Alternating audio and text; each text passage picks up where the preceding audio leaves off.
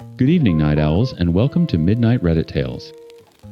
The world outside is quiet, and we're back with some of the most captivating stories Reddit has to offer. As always, if you enjoy spending your late nights with us, be sure to hit that like button, subscribe, and settle in. Turn down the lights, get comfortable, and let's get straight to the stories. Story 1. My husband let his sister turn my dead baby's nursery into her baby shower venue. And when I broke down crying in front of a room full of strangers, she looked me in the eye and said, "It's not her fault I couldn't produce a child." So let me walk you through how I went from opening my home to a pregnant, abandoned girl out of the goodness of my grieving heart, to being treated like a maid in the house I paid for, to watching my marriage of 8 years disintegrate in a single weekend. I'm 29 female, my husband is Marcus, we lost 2 pregnancies, the last one at 31 weeks. His younger sister is Leah, she's 20, and she showed up at our door sobbing, pregnant, and completely alone. And my mother is Diane, who I hadn't spoken to in a long time, but ended up being the only person who showed up for me when everything fell apart. The first thing you need to understand is the nursery. I built it during my second pregnancy, the one that made it to 31 weeks. The one where we had a name picked out, a coming home outfit washed in fragrance-free detergent, a car seat installed by a fire station technician who shook Marcus's hand and said, "Congratulations." I painted the walls myself, a sage green that took me 4 trips to the hardware store to get right. I assembled the crib at 2 in the morning because I couldn't sleep, because my belly was so big and my heart was so full, and I thought foolishly that preparing hard enough could protect us. After we lost her, I closed the door. Marcus never opened it. I never opened it. It just existed at the end of the hallway like a sealed wound, and we walked past it every day and said nothing, and somehow that was how we grieved. Separately, silently. In a house I bought with my inheritance before we even got married, that context matters for what comes next. Leah showed up on a Thursday night in March. Mascara streaked down to her jaw. 1 duffel bag. 5 months pregnant. Her boyfriend had kicked her out, changed the locks, and blocked her number while she was at a doctor's appointment. Their parents, Marcus's and Leah's, had been out of the picture for years, which is a longer story I won't get into, but the short version is that Leah had no one. Literally no one. And I looked at this girl standing on my porch, 20 years old pregnant, shaking, and I saw every nightmare I'd ever had about being alone during the worst moment of your life. So I pulled her inside. I made her chamomile tea. I sat with her on the couch while she sobbed into a throw pillow, and when she finally fell asleep, I covered her with a blanket and whispered to Marcus in the kitchen times, "She stays as long as she needs." Asterisk. He cried, hugged me so hard my ribs ached, told me I was the most generous person he'd ever known. I want you to remember he said that. The first 2 weeks were genuinely beautiful. Leah and I bonded in a way I didn't expect.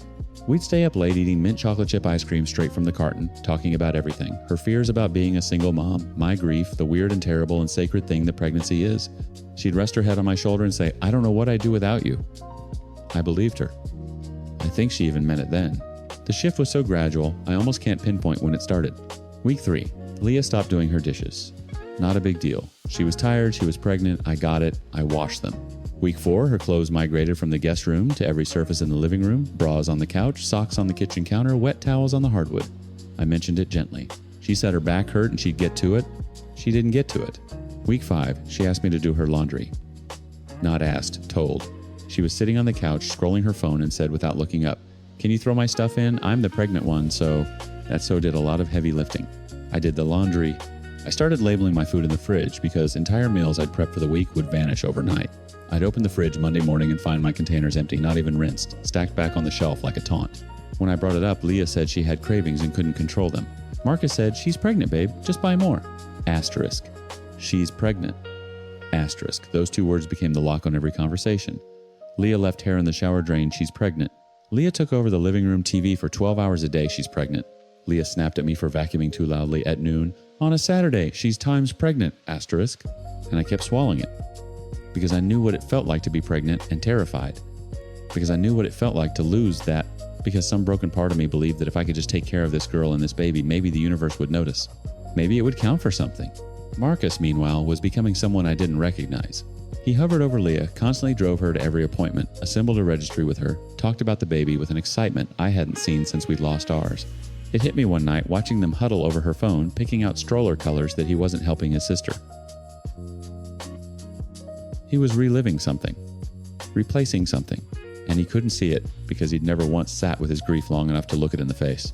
By week 7, I was cleaning the house I owned like it was someone else's, cooking meals that got eaten without thanks, doing laundry that wasn't mine, sleeping next to a man who hadn't asked me how I was in over a month, Then one morning, Leah knocked on our bedroom door and said she wanted to talk about the baby shower. She said she wanted to have it here at the house.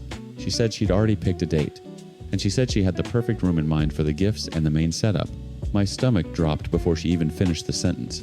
She was looking right at me when she said it. Right at me when she pointed down the hallway toward the closed door at the end. I said no. I said it clearly standing in the hallway with my coffee going cold in my hands, and I watched Leah's face cycle through surprise, confusion, and something harder underneath something that looked like calculation. It's just sitting there, she said. It's not being used. I said, no, Leah. Marcus appeared behind me. I felt him before I saw him, his hand on my shoulder, his voice already tuned to that frequency. I'd come to dread gentle, reasonable, designed to make me feel like the problem. Babe, maybe we could just...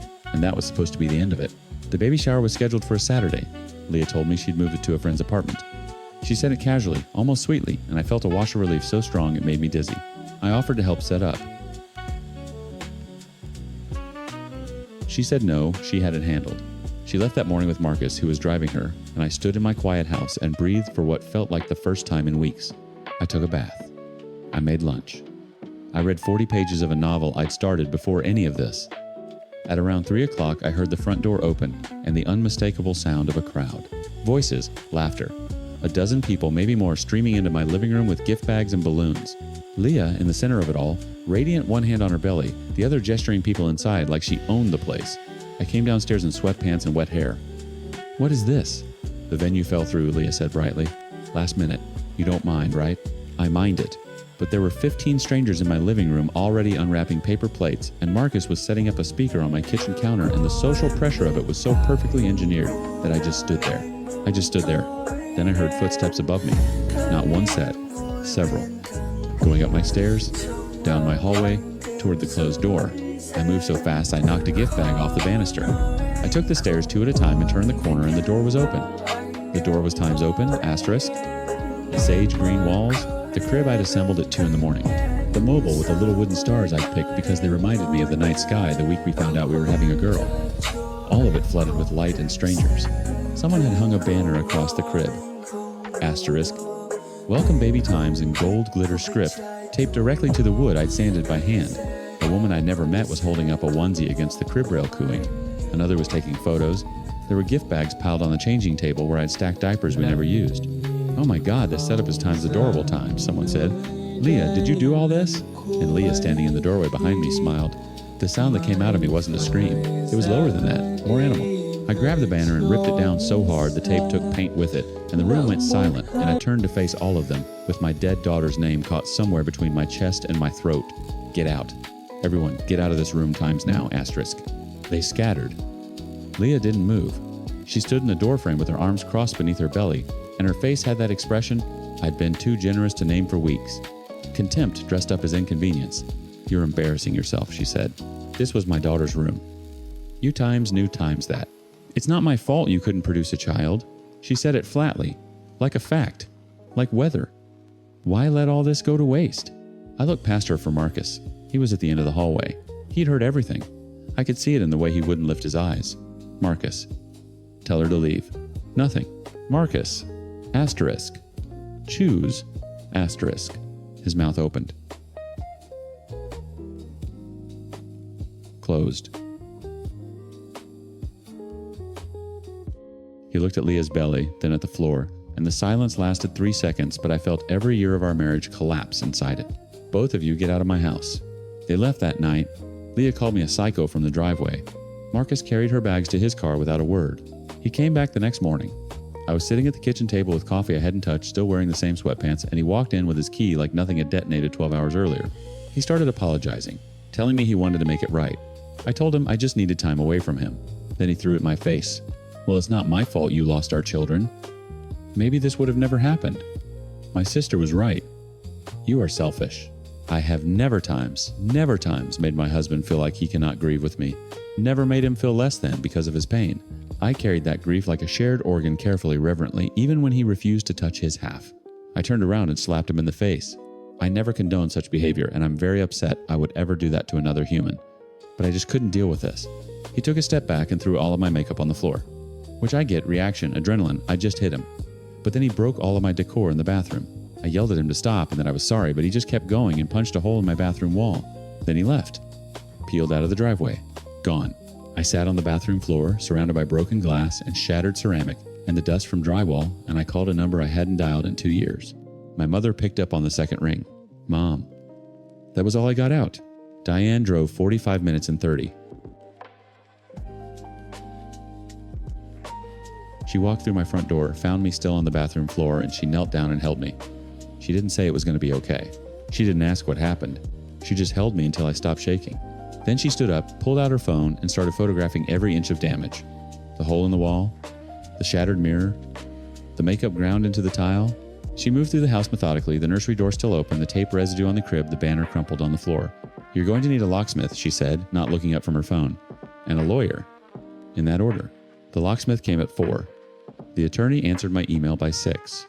8 years of marriage ended not because I stopped loving Marcus, but because I finally understood that I had been the only one in that marriage willing to grieve, willing to give, willing to break myself open for other people's comfort. And the moment I needed someone to stand in a hallway and say, times that room is sacred and you will not touch it, times the moment I needed to be chosen even once I was met with silence. I chose myself. It was the first time in years anyone had.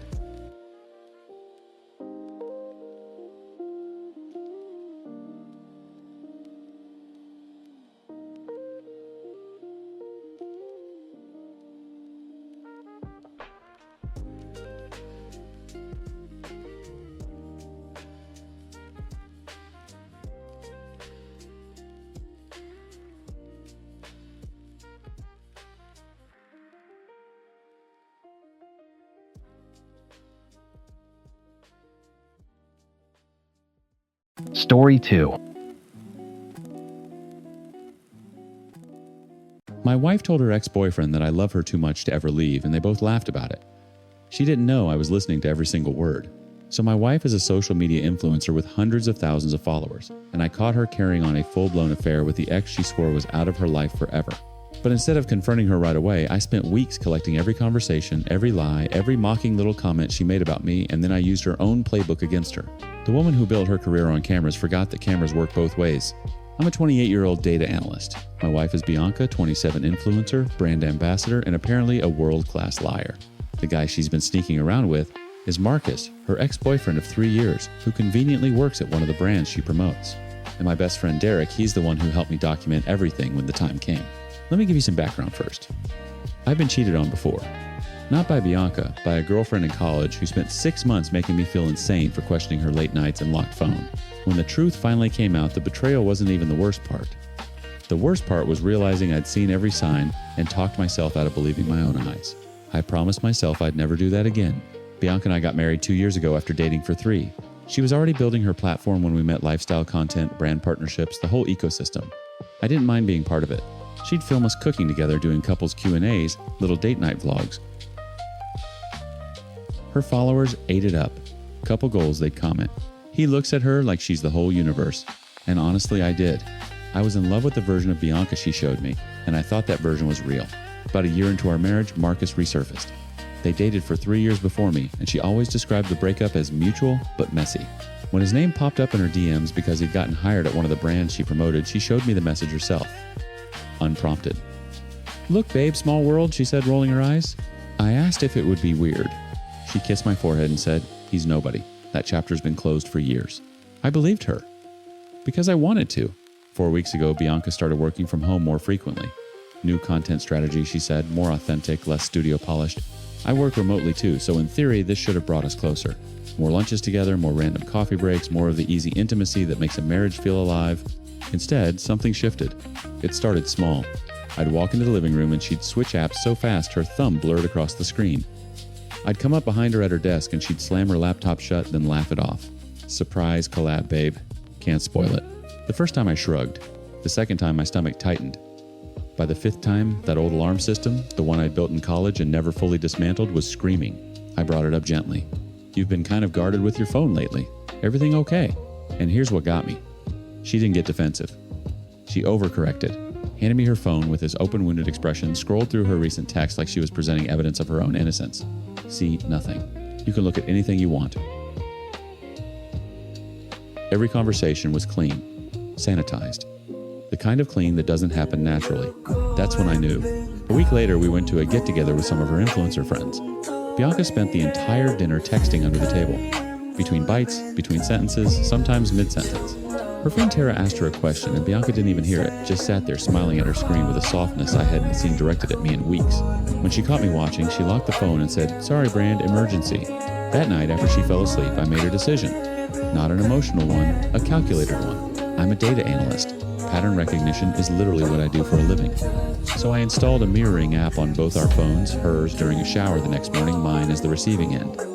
Everything's synced. Messages, call logs, app, activity. Within 48 hours, I had the full picture. Bianca was in daily contact with Marcus. Not professional contact. The messages were intimate, explicit, laced with inside jokes and pet names. I guess their love rekindled when he came back into the picture. They'd been seeing each other for at least 2 months. He knew my work schedule. He knew which days I had late meetings. He knew when I went to the gym. But the call, the intercepted call, that's what broke something inside me permanently. It was a Tuesday afternoon. Bianca told me she forgot to grab groceries and needed to run out. I watched her drive away, then opened the mirroring app and listened in real time as she called Marcus from the parking lot of a Whole Foods she never walked into. They talked for 22 minutes. She complained about having to perform for me. Marcus laughed and called me the safety net. And then Bianca said the words that I will hear for the rest of my life. Jackie would never leave me. He loves me too much. Poor thing. Marcus laughed. She laughed. And something behind my ribs went cold and quiet. Now the thing is, I'm so sure Bianca is not supposed to be involved with any of the company's staff or bad-mouthing the company. During that same call, they trashed the brand. Marcus venting about management, Bianca mocking the products she smiles about in sponsored posts. If the organization finds out, her contract will be terminated and her image will be tarnished. That night, Bianca told me she was going out for girls' night. I said, "Have fun, babe." I kissed her cheek. She smiled that influencer smile, warm, effortless, completely hollow. Then I called Derek. We followed her to a restaurant downtown. Not a club, not a bar, a quiet Italian place with dim lighting and corner booths, the kind of place you take someone you're not hiding from yourself, just from everyone else. Derek had his camera ready. We walked in through the side entrance and found them in the back. Bianca was tucked under Marcus's arm, her head against his shoulder, his hand on her thigh. She was laughing at something on his phone. The same laugh from the intercepted call. I stood there for 10 seconds. Derek recorded everything. Then I walked up to the table, pulled out a chair, and sat down across from them. Bianca's face went white. Marcus froze mid-sip. I didn't yell. I didn't curse. I just looked at her and said, "Poor thing showed up." Regarding the video my friend made, I haven't posted it online as intended because I have mixed feelings about it. For the past years, Bianca has maintained an excellent public image. And even though she gets dragged online by some of her annoying fans, she has not had any serious issues with the brands she influences. Right now, I'm going through so much emotionally, and I want to repay her for using me like that. I intend to leak the conversation between Bianca and her boyfriend and the video of them together. I have the intercepted calls where they trash the brand. I have the restaurant footage. I have every deleted message she thought was gone forever. The woman who built her empire on cameras is about to learn that cameras work both ways. I sat with those mixed feelings for 3 days. For the past years, Bianca had maintained an excellent public image. And even though she gets dragged online by some of her annoying fans, she had not had any serious issues with the brand she influences. Part of me, the part that still remembered the woman I'd married, hesitated. Right now, I was going through so much emotionally, and every hour, the weight shifted between grief and something sharper. Something with teeth. But then I'd hear it again. Asterisk. Poor thing. Asterisk. The laughter that followed. The casual cruelty of two people who'd turned my devotion into a punchline. I wanted to repay her for using me like that. So I stopped having mixed feelings. I started with her parents. I sent them a carefully compiled folder, the restaurant video screenshots of the intercepted messages, and the audio from the Whole Foods parking lot call. No commentary, no emotional plea. Just evidence time-stamped and organized because that's what I do. I'm a data analyst. I let the data speak. Her mother called me within an hour, sobbing. Her father didn't call at all. He texted one line, times, "I'm sorry, son," asterisk. Then I went public. I uploaded the restaurant footage to every platform Bianca had built her empire on. Derek helped me cut it clean. No narration, no captions, just the raw 30-second clip of my wife nestled under another man's arm in a candlelit booth, followed by the moment she looked up and saw me standing there. Her expression alone told the entire story, the blood draining from her face, the mouth opening and closing with no sound coming out, the hand pulling away from Marcus's thigh a full 3 seconds too late. Alongside the video, I posted the intercepted call excerpts. Not the intimate parts. I wasn't trying to humiliate her sexually. I posted the parts where she and Marcus trashed the brand. Marcus venting about incompetent management. Bianca mocking the very products she'd filmed herself using with that signature smile, calling them overpriced garbage. I wouldn't feed my dog. I posted her laughing about how easy it was to fake enthusiasm for sponsored content. I posted Marcus coaching her on which talking points to hit in her next campaign video while simultaneously calling the CEO a clown. The brand's social media team found it before their legal department did. By noon the next day, Bianca's contract was terminated. The official statement was diplomatic. We have chosen to part ways with Bianca Morales effective immediately, but the subtext was a controlled explosion. Within hours, Marcus was fired too. The company didn't even give him a meeting. Security escorted him out with a box. Then the dominoes started falling. 3 other sponsors pulled their partnerships by end of week. Her management company dropped her with a form email. The follower count that had taken her 5 years to build began hemorrhaging 10,000 the first day, 30,000 by the third. Comment sections she used to curate like gardens turned into graveyards of mockery and disbelief. Screenshots of her old couple's content circulated with new captions. Couple goals became couple fraud. Headlines picked her name up like Carrion Birds Finding a Carcass. Asterisk, influencers, perfect marriage exposed as elaborate lie. Asterisk, asterisk, brand ambassador, caught mocking, own sponsors and leaked audio. Asterisk, every outlet, every blog, every gossip account. The algorithm that had built her was now burying her. Bianca called me 47 times in 2 days. I let every call ring through to voicemail. The messages evolved like stages of grief, on fast forward, confusion, bargaining, fury, threats. Then I whispered, "Jackie, please, we can fix this at 3 a.m. Did I delete it without finishing? What she did next, she did to herself. She showed up at my office on a Wednesday afternoon. I'd already moved out of our apartment and was staying with Derek. She stormed past reception, screaming my name, Mascara Street, voice cracking between rage and hysteria.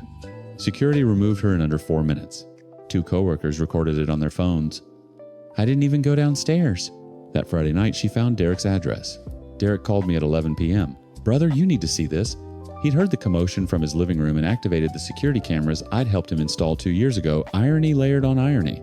The footage showed Bianca in the driveway, kitchen knife in hand, slashing all 4 of Derek's tires with methodical fury. Then she keyed a long, jagged scratch down the entire driver's side of his car. Then she picked up a landscaping stone and hurled it through his front window. The glass hadn't finished settling before Derek was on the phone with the police. We sued her for property damage. Both of us, Derek for the car and Window Me, as co-plaintiff for harassment. In court, Bianca's attorney tried a Hail Mary defense. I had fabricated everything out of jealousy, planted the messages, staged the restaurant encounter. The judge reviewed the video evidence, all of it, including the security footage of her destroying Derek's property, and ruled against her on every count. Marcus didn't show up. Not to court, not to support her, not even a text from what I heard. The man she'd burned her marriage for evaporated the moment the spotlight turned hot. The judge ordered full restitution. Bianca signed the divorce papers without contesting a single term. There was nothing left to contest. No leverage, no audience, no income, no partner waiting in the wings. Just a woman sitting in a courtroom in clothes she couldn't afford to dry clean anymore, staring at the table, while a judge itemized the cost of her choices. I blocked her on everything that same afternoon. Every platform, every number, every possible point of contact. Derek did the same. Sometimes I think about what she said in that parking lot. Asterisk, he loves me too much to leave me. Asterisk, she was half right. I did love her too much.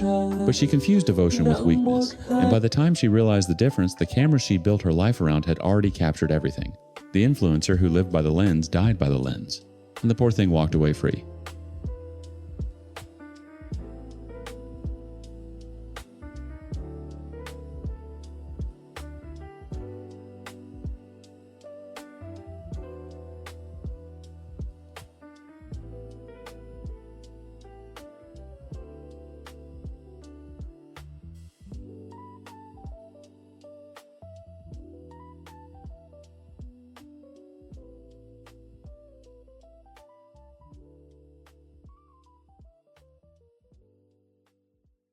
Story 3. My brother hasn't changed a single diaper in 4 years of fatherhood, and somehow I'm the villain in this story. So here's what happened. My sister-in-law, Lydia, vanished one morning, left behind a letter and 2 little girls, and my brother Greg's first instinct wasn't to call the police or even check if she was alive. It was to call her mom and ask her to move in.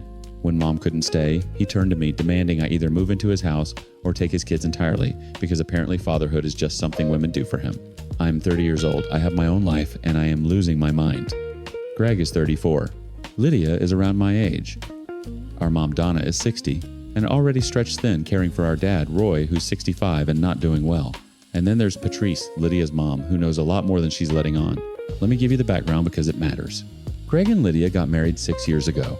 She was 24, finishing a community college degree in dental hygiene. She was 3 semesters from done. I remember because she talked about it at their engagement dinner. Her eyes lit up, describing the program, the clinic hours, the patients she'd already worked with.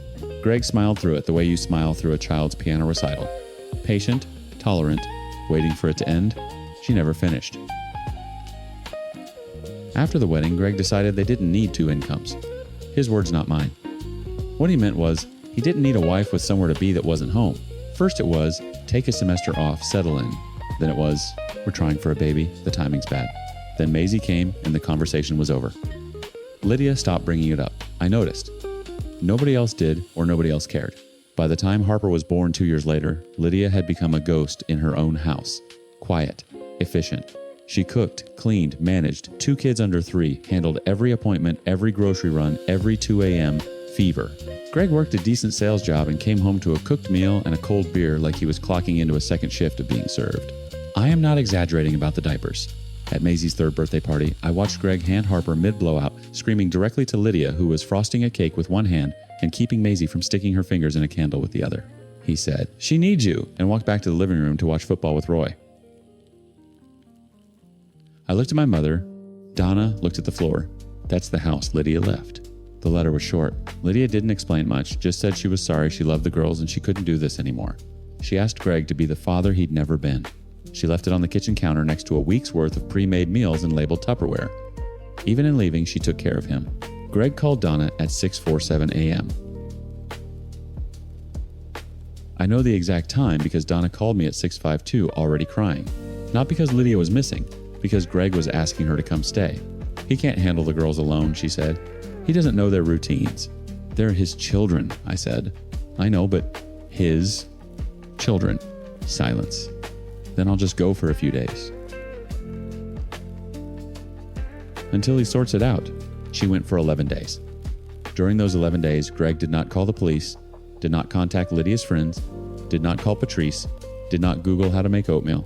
Donna cooked, cleaned, did school drop-off for Maisie, and managed Harper's nap schedule, while also calling home 3 times a day to make sure Roy had taken his blood pressure medication and eaten something.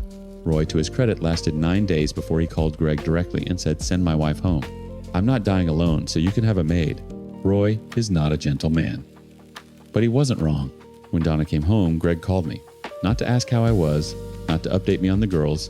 He opened with, "So Mom can't stay anymore and I need someone here." I waited. I actually waited because part of me thought the next sentence would be a question about Lydia. Where she might be. Whether she was safe. Whether someone should be looking for her. Can you come stay for a while? Or honestly, could you just take the girls? You've got that second bedroom.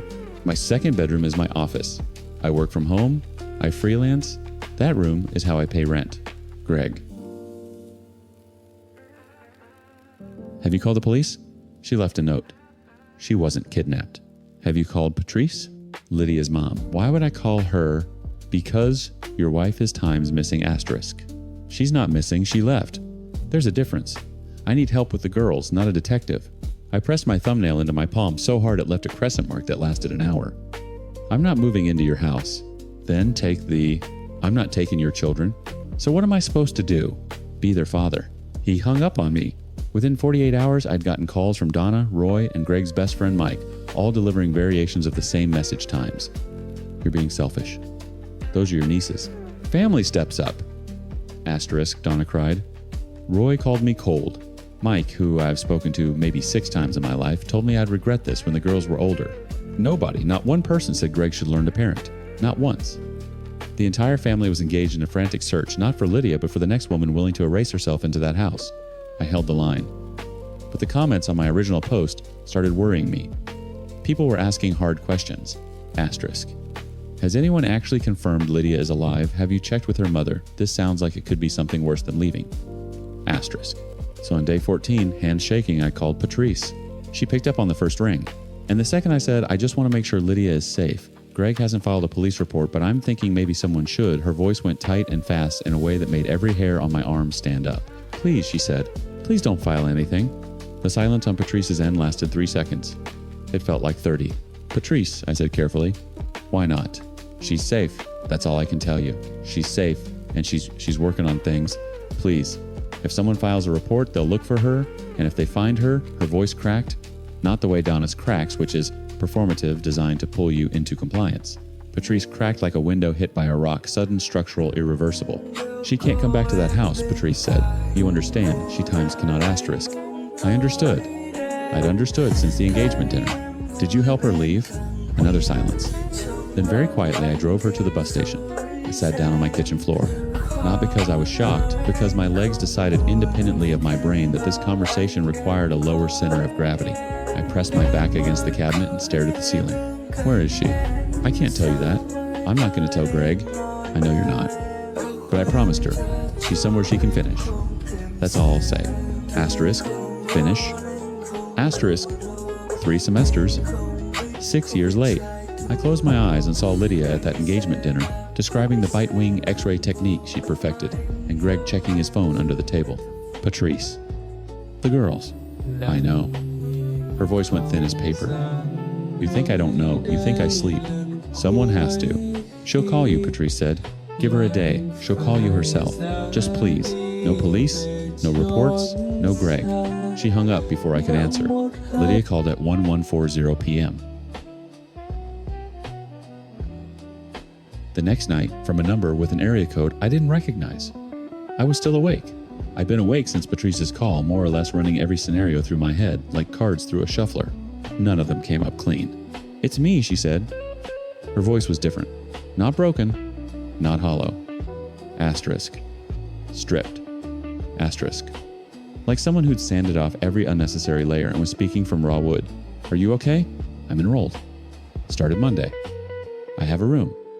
I have a job at a grocery store, deli counter, 22 hours a week. I'm okay. She said it like a list. Like she'd rehearsed it. Like she knew I'd need the facts before I could hear the rest. Lydia, I know what you're going to say. You left your kids. The silence that followed was the loudest thing I've ever heard. Then she inhaled ragged wet, the sound of someone who has cried so much their lungs have memorized the rhythm, and said, I know leaving the kids was wrong. She cried when she said she knew and hoped they could forgive her. She really couldn't live this life anymore. Leaving them was the hardest decision she ever made, but she felt it was better than taking them and letting them starve with her. At least here, they have a home and family. I did ask why she couldn't just divorce my brother then. She said she didn't have the money for a lawyer or anything. No home to return to. She's not proud of it, but said she couldn't stay and fight. 6 years without income, without a degree, without a bank account. Greg didn't monitor. She'd done the math. She'd done it over and over, lying awake next to him while he snored, and every version ended the same way, destitute in a shelter with 2 children she couldn't feed. She didn't tell me where exactly she was. Didn't want to risk it. Asked me not to give her number to my family. I did tell her about the situation with her kids, how Greg handed them off like luggage, how he'd called Donna, then me, then tried to pawn them entirely, how he still hadn't filed a single document or made a single phone call to find her, how his first and only instinct every time was to locate the nearest woman and transfer the weight. She went quiet for a long time. Then she just said, my brother will figure it out. She cannot help in any way right now. She will come back to her babies when she can. Good grief, I wanted to argue with her. I wanted to say times those girls wake up every morning and you're not there. Asterisk. But I thought about Greg handing a screaming Harper to Lydia while she frosted a cake, and I realized those girls have been waking up every morning with one functional parent for their entire lives. They just didn't know it was only one. So now I carry this. Lydia's number saved under a fake name. Patrice's secret sitting in my chest like a swallowed stone. The knowledge that my sister-in-law is in another state working a deli counter and studying dental anatomy, building the life my brother dismantled before it started. Greg called again yesterday. Same script. The girls are out of control. Maisie won't stop asking for mama. Harper has a diaper rash he doesn't know how to treat. He said, and I quote, "This isn't sustainable." I almost laughed. 6 years of Lydia doing everything alone that was sustainable, 2 weeks of Greg doing a fraction of it, and the whole structure collapses. Donna has started going over on weekends. She looks exhausted. Roy calls me every few days to complain that his wife is being borrowed again. The irony, Roy, who never cooked a meal in 65 years, angry that his domestic support has been redirected to another man who never cooked a meal, is so thick I could choke on it. Nobody asks about Lydia anymore. She's been replaced in the conversation by logistics. Who's covering Tuesday? Who's handling the pediatrician? Who's buying diapers? The family has moved from times where is she times to times, who's next times, without ever passing through times why did she go? Asterisk. And I sit here holding a burner phone number in a secret and the growing unbearable understanding that nothing in this family will change. Greg will not become a father. He will find another woman, a girlfriend, a neighbor, a church volunteer, and the cycle will reset. Maisie will grow up watching it. Harper won't remember anything else. Lydia asked me not to tell. So I won't. But I needed to tell someone.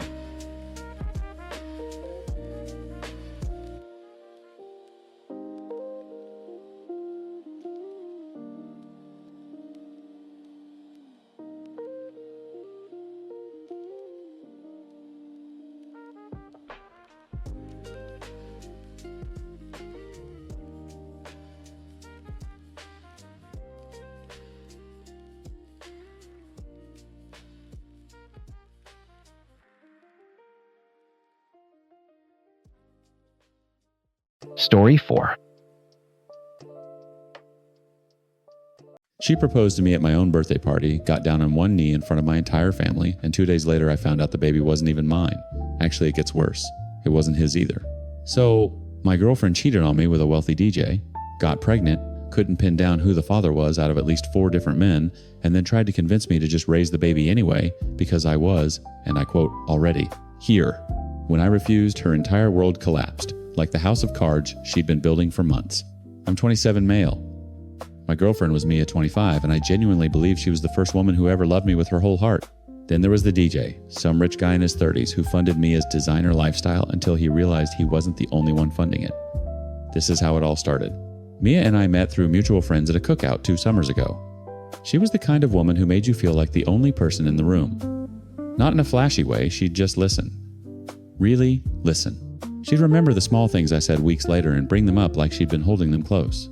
After a string of relationships where I felt like I was performing for women who were always halfway out the door, Mia felt like finally coming home. We moved in together after 6 months. Too fast, maybe, but everything with her felt urgent and right. We talked about building something real, and within a year, we decided to open a small food truck together. We pooled our savings mine from years of working in logistics, hers from bartending, and for 3 months it actually worked. Then it didn't. Equipment costs spiraled. Permits got delayed. A supplier ghosted us with $2,000 of our money. By the time we shut it down, we were broke in a way that made your chest tight every time you opened your banking app. That's when Mia said she'd pick up a second job. She landed a position as a mixologist at this upscale restaurant downtown. The kind of place with dim lighting and $40 cocktails and men in watches that cost more than my car. I was proud of her. I told her that. She smiled and said, "I'm doing this for us." The first month was fine. She'd come home tired, smelling like citrus and expensive cologne from the clientele, and we'd eat leftovers on the couch and fall asleep watching something stupid on Netflix. Normal. Hours. Then the shifts got longer. She started coming home at 2, 3 in the morning. Some nights she didn't come home at all. The manager asked me to close, she'd say. Or I crashed at my coworker Steph's place because I was too tired to drive. I never questioned it. I'd just pull the blanket back for her when she finally slid into bed. Then the gifts started appearing. A Gucci handbag on the kitchen counter one Tuesday. I picked it up, turned it over. The leather was soft in a way that whispered money. Where'd this come from? Tips have been insane lately, Mia said without looking up from her phone. I treated myself. A week later, Louboutin heels, then a Cartier bracelet, then a new phone. Each time I raised an eyebrow, she had an answer ready. A bonus. A gift from a generous female customer who loved her drinks. A sale she'd found online. The explanations came so smoothly that doubting them felt like doubting her, and doubting her felt like being the kind of jealous, insecure man I'd promised myself I'd never become. So I swallowed it. Every single time. One evening, I picked up her phone to check the time mine was dead, and a WhatsApp notification slid down from the top of the screen. No name saved, just a number. The preview read, "Times. Wore that dress for me tonight, asterisk." My stomach dropped like an elevator with its cables cut. I opened the chat. The messages went back weeks. Photos of Mia in outfits I'd never seen. Photos of a penthouse balcony overlooking the city. Voice notes I couldn't bring myself to play. And a name she used for him in conversation, a DJ so well known in our city that even I recognized it. He'd been buying her everything. The bags, the shoes, the bracelet, all of it. When Mia walked through the door that night, I was sitting at the kitchen table with her phone face up between us. She looked at the screen. Then she looked at me. And she laughed. Not nervous laughter. Not guilty laughter. She laughed like I'd told a joke she found mildly amusing. You went through my phone. Who is he, Mia? He's nobody. He buys me things. That's it. That's it. He buys me things and I let him. That's the arrangement. You want me to feel bad about that? She picked up the phone and dropped it in her purse. We're broke. Remember? Or did you forget whose food truck idea put us here? That one landed exactly where she aimed it. So, you'd rather have his gifts than what? Your pride. She tilted her head. Baby, his gifts pay our bills. Your pride doesn't. I packed a bag that night and drove to my cousin's apartment across town. I didn't cry. I just drove with both hands on the wheel and a hollow ringing in my ears, like something had detonated inside my skull. Distancing myself from her like that was not something I was used to. A second week passed, and I still didn't hear from her. Meanwhile, she constantly posted on Facebook and WhatsApp and didn't look like she missed me. In the third week, just when I decided to go back home and confront her, Mia called me. When she called me, she sounded very different and asked me to come home so we could iron things out between us. Eventually, I went home that day, and as soon as I stepped inside her house, she hugged me tightly. Once we settled down, Mia began to tell me how selfish and stupid she had been, and she was sorry for hurting my feelings with her actions. She told me she returned all the gifts because she realized what we had was worth more than any expensive gift. I was so relieved to hear that, and I held her face in my hands and told her we'd figure everything out together. Then she told me she was pregnant. She said it softly like a confession, and a gift wrapped into one sentence. My eyes blurred. I pulled her into me so tight I could feel her heartbeat against my ribs. A baby. Our baby. This was the reset. This was the universe telling us the worst was over. Over the next few weeks, Mia became the woman I'd fallen in love with, multiplied by 10. She cooked for me. She planned nursery colors. She told my mother before I could. And on the night of my 27th birthday, in front of my parents, my cousins, my closest friends, she got down on one knee with a ring she said she'd been saving for and asked me to marry her. The room erupted. My mother cried. I said yes before she even finished the question. 2 days later, I was lying in bed when I heard Mia whispering into her phone in the bathroom. She ended the call the second the door creaked open. Who was that? Wrong number, she said. She smiled. But her hands were shaking. That night after she fell asleep, I reached for her phone. Her passcode hadn't changed. Part of me wondered if she'd forgotten to update it or if she simply didn't think I'd ever look again. The arrogance of that almost stopped me. Almost. I opened WhatsApp. The DJ's number was still there, but now it had a name saved. Just initials. I tapped it. The first message I read was from him times, so he actually said yes to the proposal, asterisk. Mia's reply times, told you he would. He's not going anywhere now. Asterisk. I scrolled. My thumb moved slow, deliberate the way you'd turn pages of something you know is going to gut you, but you need to see every word. The conversation laid it out like a blueprint. The pregnancy wasn't mine. It was the DJ's. Mia had known for weeks before she called me back to the apartment. She'd gone to him first, told him. He'd offered money but made it crystal clear he wasn't leaving his lifestyle for a baby. So Mia pivoted. She came back to me with tears and apologies and a belly full of another man's child, and she repackaged the whole thing as redemption. The proposal wasn't love. It was a padlock. There were voice notes. I played one with the volume barely above silence, her phone pressed to my ear while she slept 3 feet away. His voice times, as long as he thinks it's his, I'll send what I send. But keep my name out of it. Asterisk. Her voice casual, almost bored times. He won't ask questions. He's not that type. Asterisk. He's not that type. I set the phone down on the nightstand screen facing down. I stared at the ceiling for a long time. The fan turned in slow circles. Mia's breathing was steady beside me, the kind of deep, unbothered sleep that belongs to someone who believes their plan is working. I didn't wake her. I didn't confront her. I got up, walked to the kitchen, drank a glass of water standing over the sink, and went back to bed. For the next 3 weeks, I was a ghost wearing my own skin. I went to work. I came home. I sat across from her at dinner while she talked about baby names and wedding venues, and I nodded in all the right places. She'd reach for my hand, and I'd let her take it. But something behind my eyes had gone dark, and she started to notice. You've been distant, she said one evening, her fork paused halfway to her mouth. Just tired. You're always tired now. Work's been heavy. She watched me for a beat too long, then went back to eating. She didn't push it. Pushing it would have meant risking the structure she'd built, and Mia was too smart for that. On a Sunday morning, I sat on the edge of the bed and said it.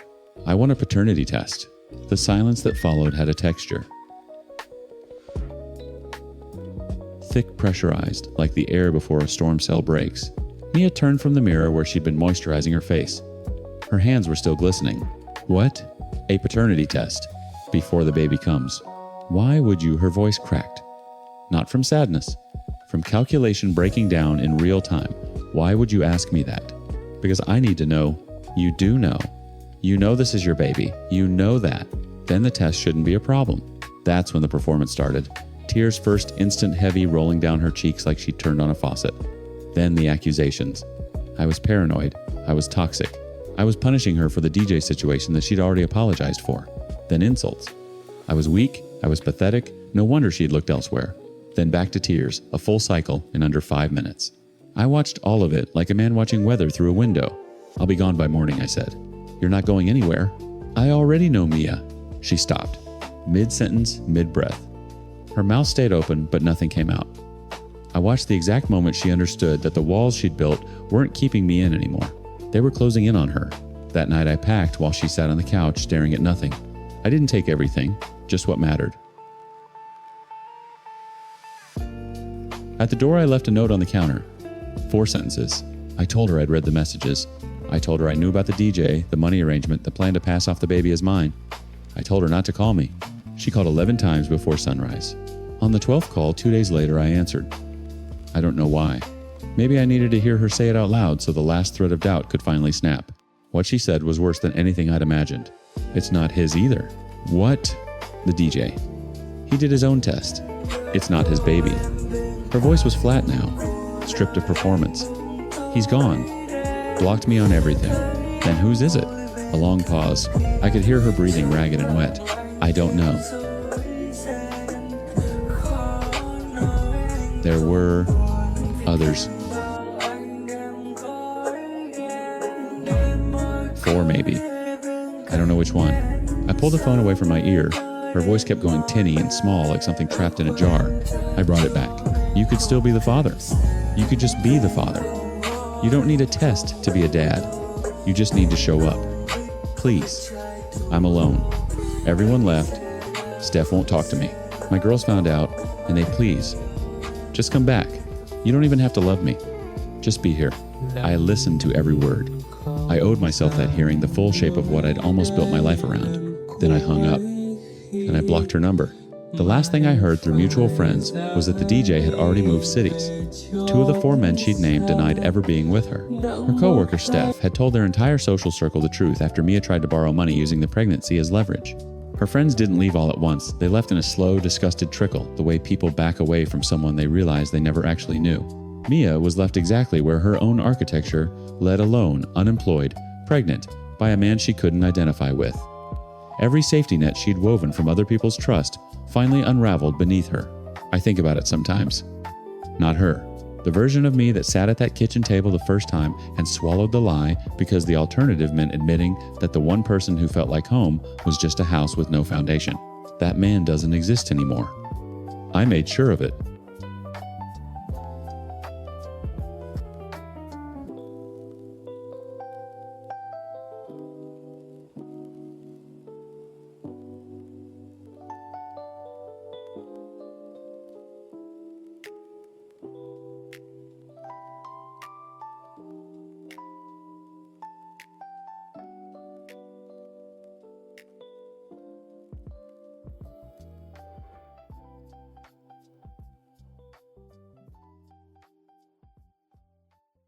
Story 5. My mother got dressed up, looked me dead in the eye, and told me she wasn't going anywhere. 15 minutes later, I watched her load my stepdad and my siblings into the truck, laughing, and drive off to Dave & Buster's without me. The look she gave me when she saw me standing outside wasn't guilt, it was disgust. So I quietly enlisted in the army, moved my entire life out of her house piece by piece without her noticing, and left a letter detailing every single time she erased me from my own family. She still doesn't know where I am. I'm 19. My mom is Denise. My stepdad is Rick. My bio dad, Matthew, just got out of prison 2 weeks ago and wants to play father for the first time in my life. My little sister Lily is 10, and she's the only person in that house who ever noticed I was missing. My best friend Kayla is the one who helped me disappear. And this is how I finally stopped being invisible. The thing people don't understand about being invisible is that it doesn't happen all at once. Nobody wakes up one morning and decides you don't exist. It's slower than that. It's 1,000 tiny cuts dressed up as normal life until one day you realize you've been bleeding out in a house full of people who never once asked why you look pale. Denise had me at 17. I know this because she reminded me constantly, not with words, but with the way her jaw tightened whenever someone at a school event asked how old she was when she had her first. I was the math that didn't add up to the life she wanted. Rick came along when I was 6. Married her when I was 8. Lily arrived when I was 9, and suddenly there was a version of family that made sense to Denise. A husband with a steady paycheck, a daughter with his last name, a house in a cul-de-sac with a 2-car garage. Then the little brother 4 years ago. The picture was complete. I was the rough draft she never deleted but stopped reading. It started with small things. Family photos where I was told to hold the camera. Dinners where my plate wasn't set until I walked into the kitchen, and Denise would say, "Oh, grab yourself one." Vacations planned for 4. Rick never said a word. That was his whole thing. He wasn't mean to me. He just wasn't anything times to me. He'd look at me the way you look at furniture that came with the house, acknowledged, tolerated, never chosen. The Dave & Buster's night was June 10th. I remember because I'd been tracking days on my phone calendar, marking every time they did something without me. Not because I was building a case. Because I needed proof I wasn't crazy. June 10th. Denise walked into my room, wearing that denim jacket she only pulls out for occasions. Full makeup, hair curled. I was sitting on my bed, scrolling through job listings on Kayla's old laptop. "You look nice," I said. "Where are you going?" She didn't even pause. Nowhere. Just felt like getting ready. I nodded. She left. 15 minutes later, I heard the garage door grind open and something in my chest told me to get up. I walked to the front window first, then outside, and there they were. Rick buckling the little brother into his car seat. Lily climbing into the back with her light-up sneakers. Denise tossing her purse into the passenger side. They were laughing about something. All 4 of them. The truck was running and the evening light hit them like a photograph somebody would frame. Then Denise saw me. I was standing on the front step barefoot, and the look she gave me, I've replayed it 100 times. It wasn't surprise. It wasn't guilt. Her upper lip curled slightly and her eyes went flat like I was a stain on the driveway she'd have to pressure wash later. She got in the truck and closed the door. Rick backed out without glancing my direction. When they came home 3 hours later, I was in my room with the lights off. Lily burst in first because Lily always burst in first. We went to Dave & Buster's, I got the highest score in the basketball game, and then we got milkshakes and Mom let me pick out new shoes at the mall. She was bouncing. She was happy. I smiled at her because that's what you do when a 10-year-old, she was 9 then, is radiating pure joy. You don't poison it with your own damage. That sounds awesome, Lil. Denise appeared in the doorway behind her. It was just the park, she said. Flat. Corrective. Looking at me like she dared me to contradict her. I held her gaze for exactly 3 seconds. Then I looked at Lily, whose face had already shifted into confusion because even a 9-year-old knows when 2 truths are fighting. "Glad you had fun," I said. "I'm going to get some sleep." I closed the door. I sat on the edge of my bed. I pressed my palms into my eyes until I saw white, and I made a sound I'd never made before, something between a laugh and a fracture. I didn't cry. I was past crying. Something structural had just given way, the load-bearing wall between times maybe she doesn't realize times and times she knows exactly what she's doing. Asterisk. The next morning I called Kayla. "I need to get out." "Okay," she said. "No questions." "That's Kayla. My grandpa's been asking about you. He says the Army's recruiting hard right now. Her grandfather served 22 years. He told me once over burnt burgers at a 4th of July cookout that the Army was the first place anyone ever expected him to show up. They count you, he'd said. Every morning they count you. I went to the recruiting office on June 14th. Scored well on the ASVAB. Signed papers that Denise didn't know existed. Then I started moving out. 1 box at a time. A duffel bag here, a backpack there. Kayla's garage became a storage unit. When Denise noticed my shelf looking thin, I shrugged. Sold some stuff for cash. She didn't follow up. Of course she didn't. And then Matthew called. 2 weeks out of prison, voice shaking, asking if I'd meet him. I almost said no. But something about standing in a half-empty room in a house that was never mine made me say, fine. Saturday. He cried the moment he saw me. I didn't call him Dad. He has to earn it. So I started calling him by his first name, Matthew. Yes, that's his real name. I could see it in his eyes when I called him by his first name that he was hurt by it.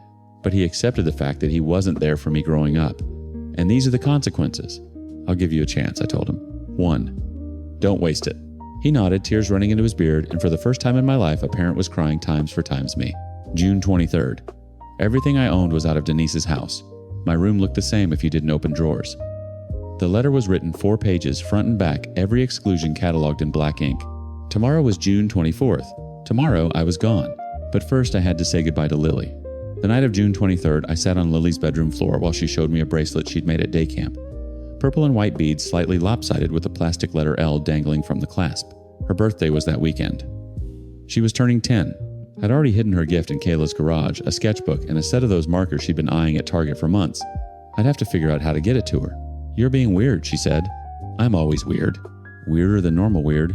She tilted her head. She did that thing where she studied my face like she was reading a book with missing pages. 10 years old and already more perceptive than every adult in this house combined. I pulled my knees up. "Lil, I got a job. A real one. And it means I'm going to be moving out." Her hand stopped threading beads. The silence in her room was different from the silence in mine. Hers was full of color, fairy lights, drawings taped to the walls, a stuffed elephant named Gerald she'd never admit she still slept with.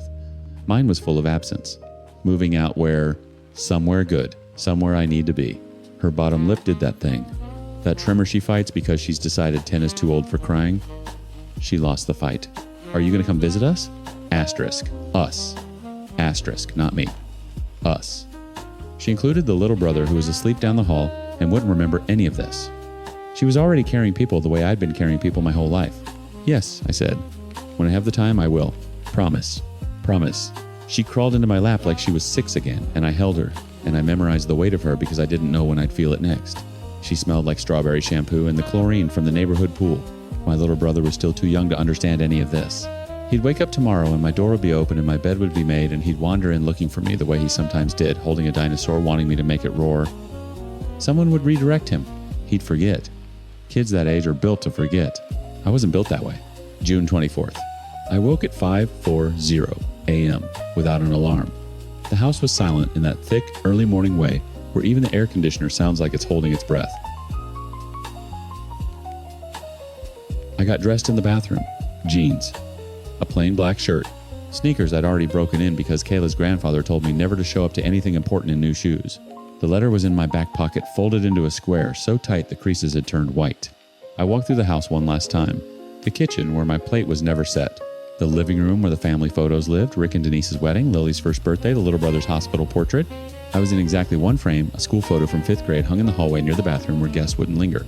I left it there, let it haunt the wall. I placed the letter on the kitchen counter, leaned against the sugar jar where Denise would find it when she made her coffee. 4 pages, front and back. Every exclusion cataloged in black ink. The Dave and Buster's night. The vacations for 4. The plate I had to grab myself. The look on the driveway, that lip curl, those flat eyes. I didn't write it to hurt her. I wrote it because I needed one honest record that I existed in this house and what it cost me. I did not mention the army. She didn't earn that information. I stepped outside. The Uber was already waiting at the curb. Matthew had paid for it. His first act of fatherhood that cost him something, even if it was only $12.40. I checked the estimate the night before. I'd let him. The cul-de-sac was quiet. Sprinklers ticking across lawns. Rick's truck in the driveway, dew on the windshield. A house that looked from the outside like every house that makes people say times, "What a nice family." Asterisk. I got in the car. The driver asked if I was heading to the bus station. I said yes. He asked if I was traveling far. I said far enough. Basic training started 4 days later. I'll skip the details because everyone's heard the stories, the yelling, the running, the sleep deprivation. What nobody tells you is the roll call. Every morning someone reads your name off a list, and you answer. And they mark you present. And if you don't answer, people come looking. The first time the drill sergeant called my name, my full legal name, loud enough to bounce off concrete, my throat locked. Not because I was scared, because it was the first time an institution had times required, times my existence. Not tolerated it. Not overlooked it, required it. I don't know if Denise has read the letter. I'm not there to see a reaction. For the first time in 19 years, that's not my problem to solve. Matthew calls every Sunday. I still call him Matthew. He still flinches slightly when I say it. But he accepted the fact that he wasn't there for me growing up, and these are the consequences. I told him I'd give him an opportunity to redeem himself. Let's see if he really is sorry and regrets not being there for me. He's on probation with the state, and with me. Lily turned 10 this past weekend. I sent the sketchbook and markers through Kayla.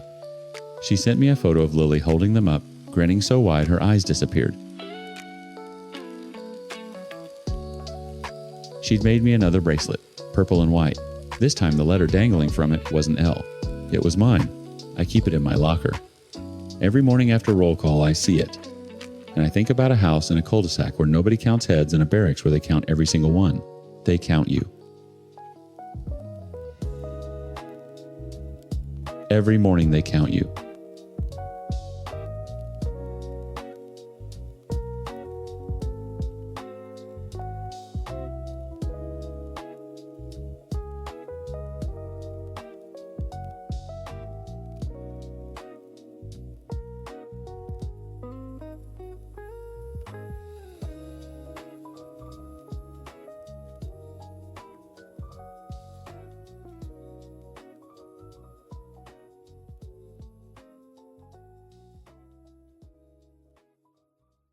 Story 6. I funded my wife's entire acting career, gave up my own dreams so she could chase hers, and she repaid me by using that talent to perform the role of faithful wife while sleeping with 2 men in our bed. Then there's the guy I was hooking up with for months who swore he was single. Turns out his wife works directly under me at my job every single day. First story. I'm Mike, 33. I married Tracy when she was 24, became her biggest cheerleader, her agent, her ATM, whatever she needed to make it as an actress. She landed her first theater role and started weekend rehearsals. What she was actually rehearsing had nothing to do with any script. Second story. I'm a bisexual man in my 30s. I met a guy I'll call Dean on a dating app. Casual thing, no strings. Then I saw him at a mall with his wife and 2 kids, and his wife is Natalie, a woman who reports directly to me at work. Tracy and I met at a movie theater in 2018. She was working the concession stand, and I was the idiot who kept coming back for popcorn I didn't need just to talk to her. She had this laugh that made you feel like you'd accomplished something. 3 months of refills later, I asked her out. A year after that, I proposed. She said yes before I finished the sentence.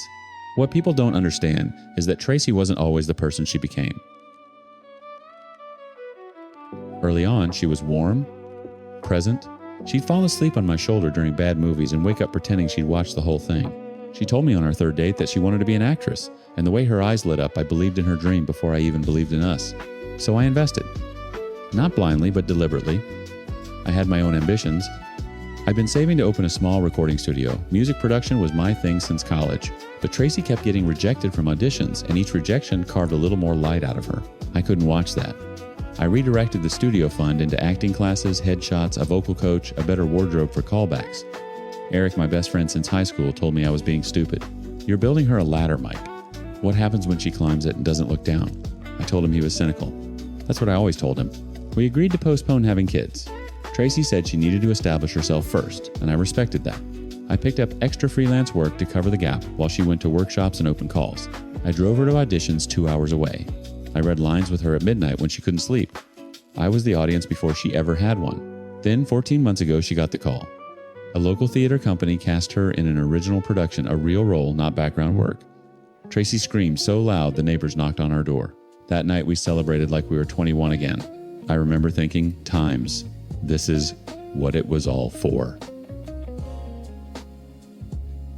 Asterisk.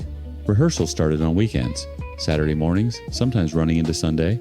I didn't question it. Why would I? This was the thing we'd sacrificed for. The changes were gradual. So gradual that if you weren't paying attention, and I wasn't not the way I should have been, you'd miss them entirely. First, the phone became an extension of her hand. She'd tilt the screen away when I walked past. Not dramatically, just enough. Then the texting at 1 a.m. I asked once who she was talking to. Jake. He's my co-star. We're running lines. Running lines at 1 in the morning? I let it go. The wardrobe shift came next. Tracy had always dressed well, but suddenly it was different. Shorter skirts, lower necklines, perfume I'd never smelled before. She started going to rehearsal, looking like she was going to a club. Our conversation shrank to logistics. What's for dinner? Did you pay the electric bill? I'll be home late. Eric noticed before I did. When's the last time she actually talked to you? Not texted, talked.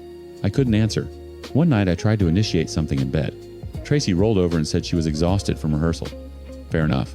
But I lay there staring at the ceiling and something shifted in my chest. A hairline crack I tried to ignore. I brought it up the following weekend. Carefully. I said, I felt like we were drifting. Tracy's reaction was surgical. Her eyes softened. She took my hands.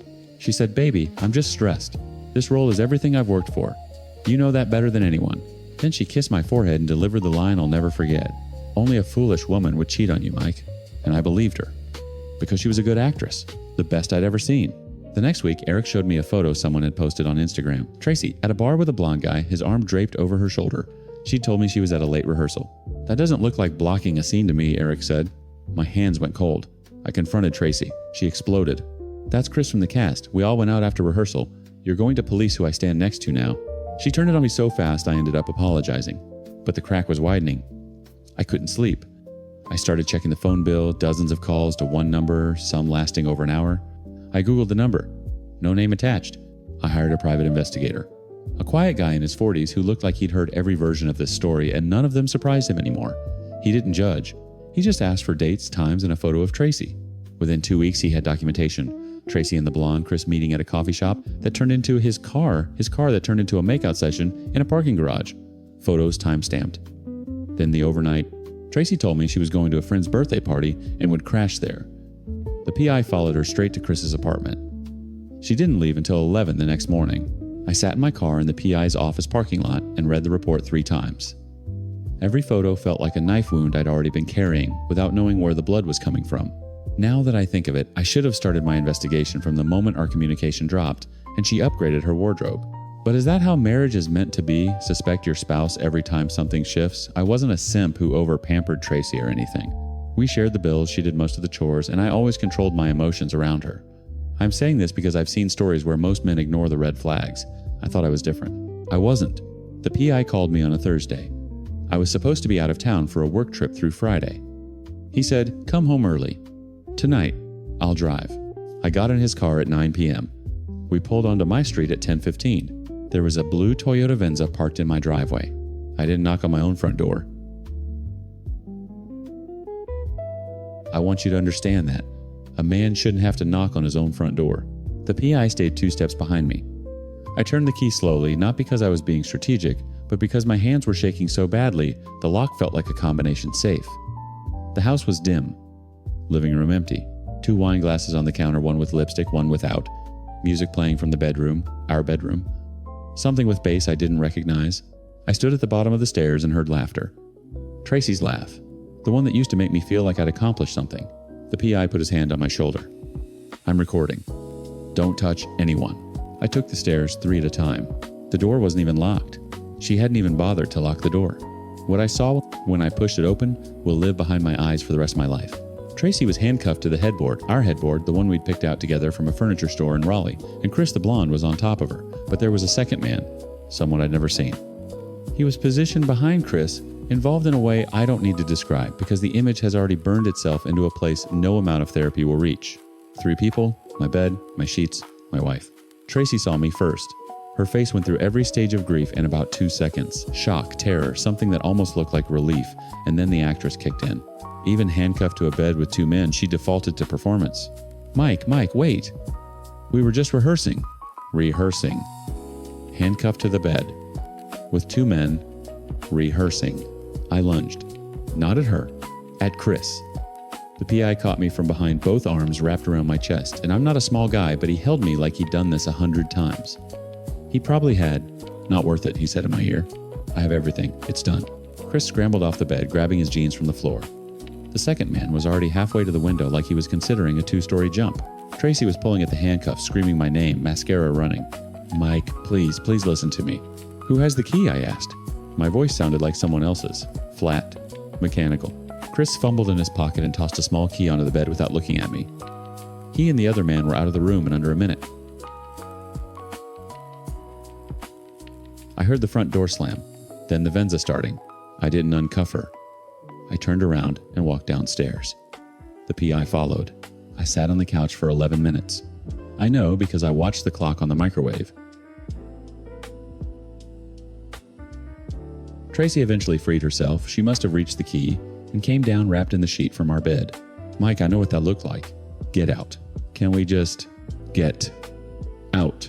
She stood outside for almost an hour shouting my name and pleading that I let her in. But after acting like she was remorseful, she became abusive, called me names, and left afterward. The next 3 days I didn't eat. Eric came over and sat with me without saying, "I told you so," which is how you know someone is actually your friend. On the 4th day, I started thinking clearly. The PI's footage was thorough, timestamps, faces, everything. But I didn't just want a divorce. I wanted Tracy to understand what it felt like to have something you'd built your whole identity around ripped away. I did my research. The director of Tracy's play, the one who'd given her the break she dreamed about, was a guy in his early 30s with a growing reputation in the local theater scene. And through Chris's social media, which he'd been too careless to make private, I found something interesting. The director was tagged in photos with Chris. Couple photos. Vacation photos. Anniversary dinner photos? Chris wasn't just cheating on some random boyfriend. He was cheating on the man who controlled Tracy's career. I contacted the director. We met at a coffee shop. He was guarded at first, thought I was a jealous husband trying to sabotage a production. Then I showed him the video. Not all of it. Enough. He didn't say a word for a long time. Then he stood up, shook my hand, and left. By the end of that week, Tracy and Chris were both fired from the production. The director released a statement about creative differences. Tracy called me 17 times. I answered once. You destroyed everything I worked for. No, Tracy, you did that yourself. I just made sure the right people saw your best performance. The divorce papers arrived the same week she lost the role. She signed without a fight. I think the reality had finally broken through even her talent for pretending. This happened last week and I finally dared to share it here because I have not been myself since the day I caught Tracy with those two guys. I don't know how all of this happened right under my nose. Eric keeps telling me I'll come out the other side. Maybe. But right now, I'm sitting in a quiet house that still smells faintly like her perfume, and the recording studio fund I emptied for her dreams is gone, and I'm 33 years old, starting from zero. The worst part isn't the betrayal. The worst part is that she was right about one thing: she really was a phenomenal actress. She played the role of loving wife so convincingly that I gave her a standing ovation every single day.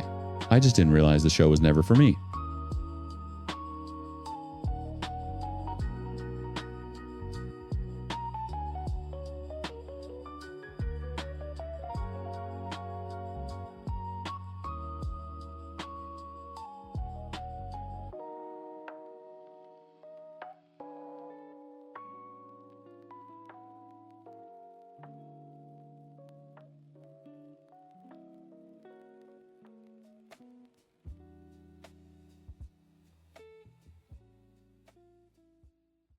Story 7. I'm not asking, Eleanor, I'm begging. My mom's voice on the phone had that specific pitch it gets when she's trying to leverage a lifetime of maternal sacrifice for a 10-minute favor. Mandy's sitter just canceled. It's her and David's anniversary. You'd be saving their lives. I stared at my ceiling, my glorious empty Friday night stretching before me like a promised land. A land of pizza, bad movies, and zero responsibility. Mom, I don't know anything about toddlers. Leo's, 4? And Maya's 2? I watch teenagers on TV. That's the extent of my childcare knowledge. It's just for a few hours. They'll probably be asleep most of the time, she said, a lie so blatant we both knew it. I'll add $50 to your allowance. The $50 was a low blow. It was a direct hit on my I need a new graphics card fund. Fine, I sighed. But if the house burns down, it's on you. An hour later, I was standing in my brother David's entryway, which smelled faintly of disinfectant and desperation. Mandy was buzzing around, grabbing a purse and shoving her feet into heels that looked like instruments of torture. Okay, so their schedule is on the fridge, she said, talking a mile a minute. Snacks are in the pantry, but only the organic apple puffs. No juice after 7, it makes Leo hyper. Maya's favorite show is Llama Llama Boom Boom, which is honestly the most annoying thing you will ever hear, but it keeps her quiet. Any questions? What do I do if they misbehave? I asked. It seemed like a reasonable question. Mandy paused her hand on the doorknob. She gave a tight little laugh. Oh, they're angels. They won't. Just keep them happy.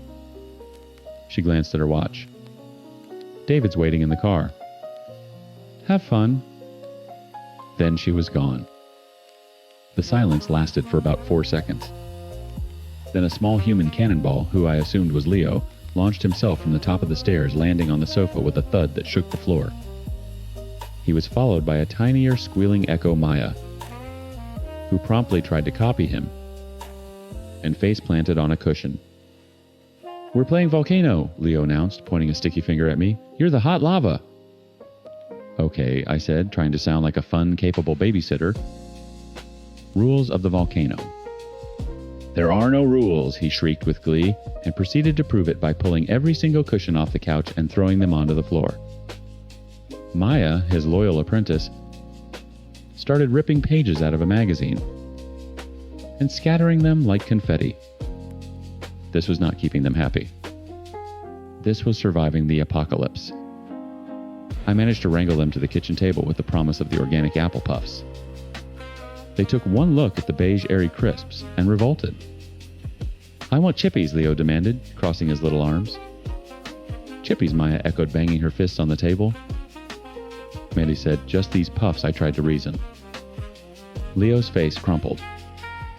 His bottom lip trembled and his eyes filled with water. It was the wind-up to a tantrum of epic proportions. I saw my peaceful evening, my $50, my very sanity flashing before my eyes. Okay, chippies, I said, caving instantly. I found a bag of potato chips in the pantry, ripped it open, and dumped a pile on each of their plates. The crying stopped on a dime. They were happy. I was following orders. The next hour was a blur of similar negotiations. I wanted to put on a Disney movie. They wanted to watch a YouTube video of some guy unboxing toys for 45 minutes straight. The YouTube video won. I suggested we play with blocks. They decided it was more fun to empty the entire toy box onto the living room rug and then ignore it. I was less of a babysitter and more of a hostage negotiator who kept losing. The real trouble started when Leo discovered the art supplies. It was a bin filled with crayons, markers, and glitter glue. Let's draw, I said, relieved. A quiet sitting down activity. I spread out some paper on the coffee table. Leo took a thick red crayon, looked me dead in the eye, and walked straight to the big beige living room wall. No, sweetie, I said, my voice rising in panic. Paper. We draw on paper. He ignored me.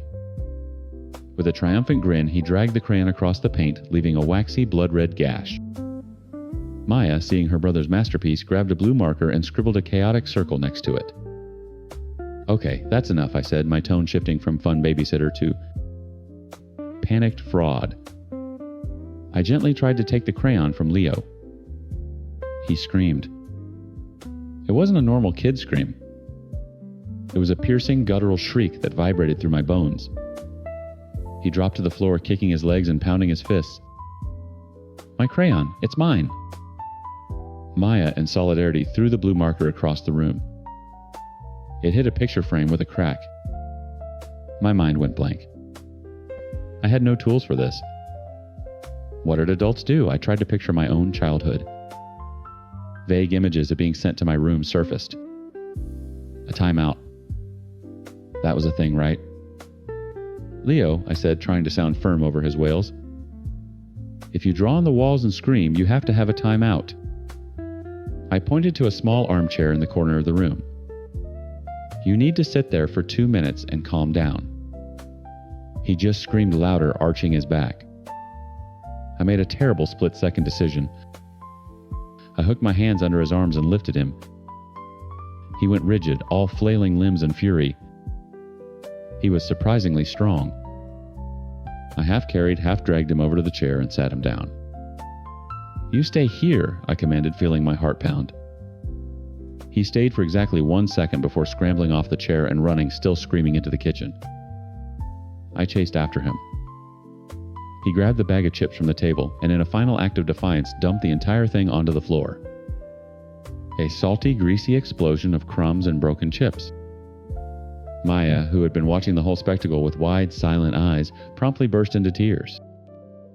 So there I was, standing in a trash living room with crayon on the walls, a broken picture frame, and a kitchen floor covered in potato chips. Leo was hiding under the table, growling like a feral animal, and Maya was crying so hard she was making hiccuping sound. I felt the $50 wasn't just unearned. I probably owed them money for damages. I sank onto the floor, put my head in my hands, and just breathed. What was I supposed to do? Let them destroy the house to keep them happy? That couldn't be right. I was trying to formulate a new plan, any plan, when I heard a key in the front door. My blood ran cold. It was only 9 o'clock. They weren't supposed to be back for hours. The door swung open and Mandy stepped inside, a smile on her face. Hey, we decided to cut it short and just grab dessert to go. Her voice died in her throat. Her smile vanished. She took in the scene. The overturned cushion fort. The magazine confetti. The crying toddler on the floor and the chips scattered across the kitchen tile. Her eyes finally landed on the big red waxy scar on her perfect beige wall. Her gaze lifted from the crayon mark and found me sitting defeated on the floor.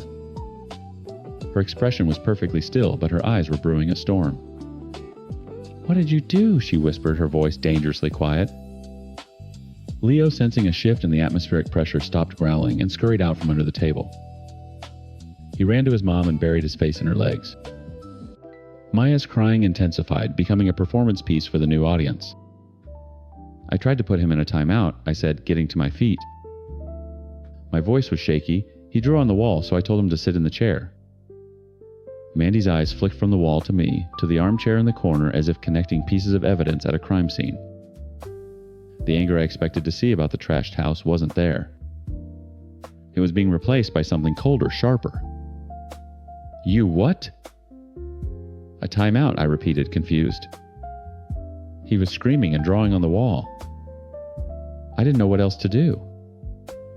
You don't do times anything, Time, she hissed, taking a step toward me. That's what you do. You are not his mother. You don't discipline my son.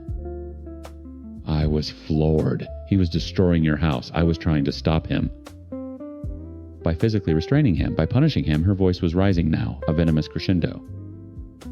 His job is to be a child. Your job is to make sure he doesn't swallow a battery or run into traffic. That's it. You need to learn your place, Eleanor. My brother David finally shuffled in the door behind her, holding a little white bag that probably contained some overpriced slice of cheesecake. He stopped dead, his eyes wide, as he took in the wreckage. He looked from Mandy's furious face to my stunned one, opened his mouth as if to say something and then promptly closed it. A profile in courage. My place? I asked, my own anger starting to bubble up. Your kids are out of control. They are spirited, she snapped. And you have no idea what you're doing. Just get your things. She pulled her wallet from her purse, slapped $50 into my hand, and turned her back on me, kneeling to comfort her perfect-spirited little vandal. I grabbed my jacket, shot a look of pure disgust at my brother's silent, useless form, and walked out the door.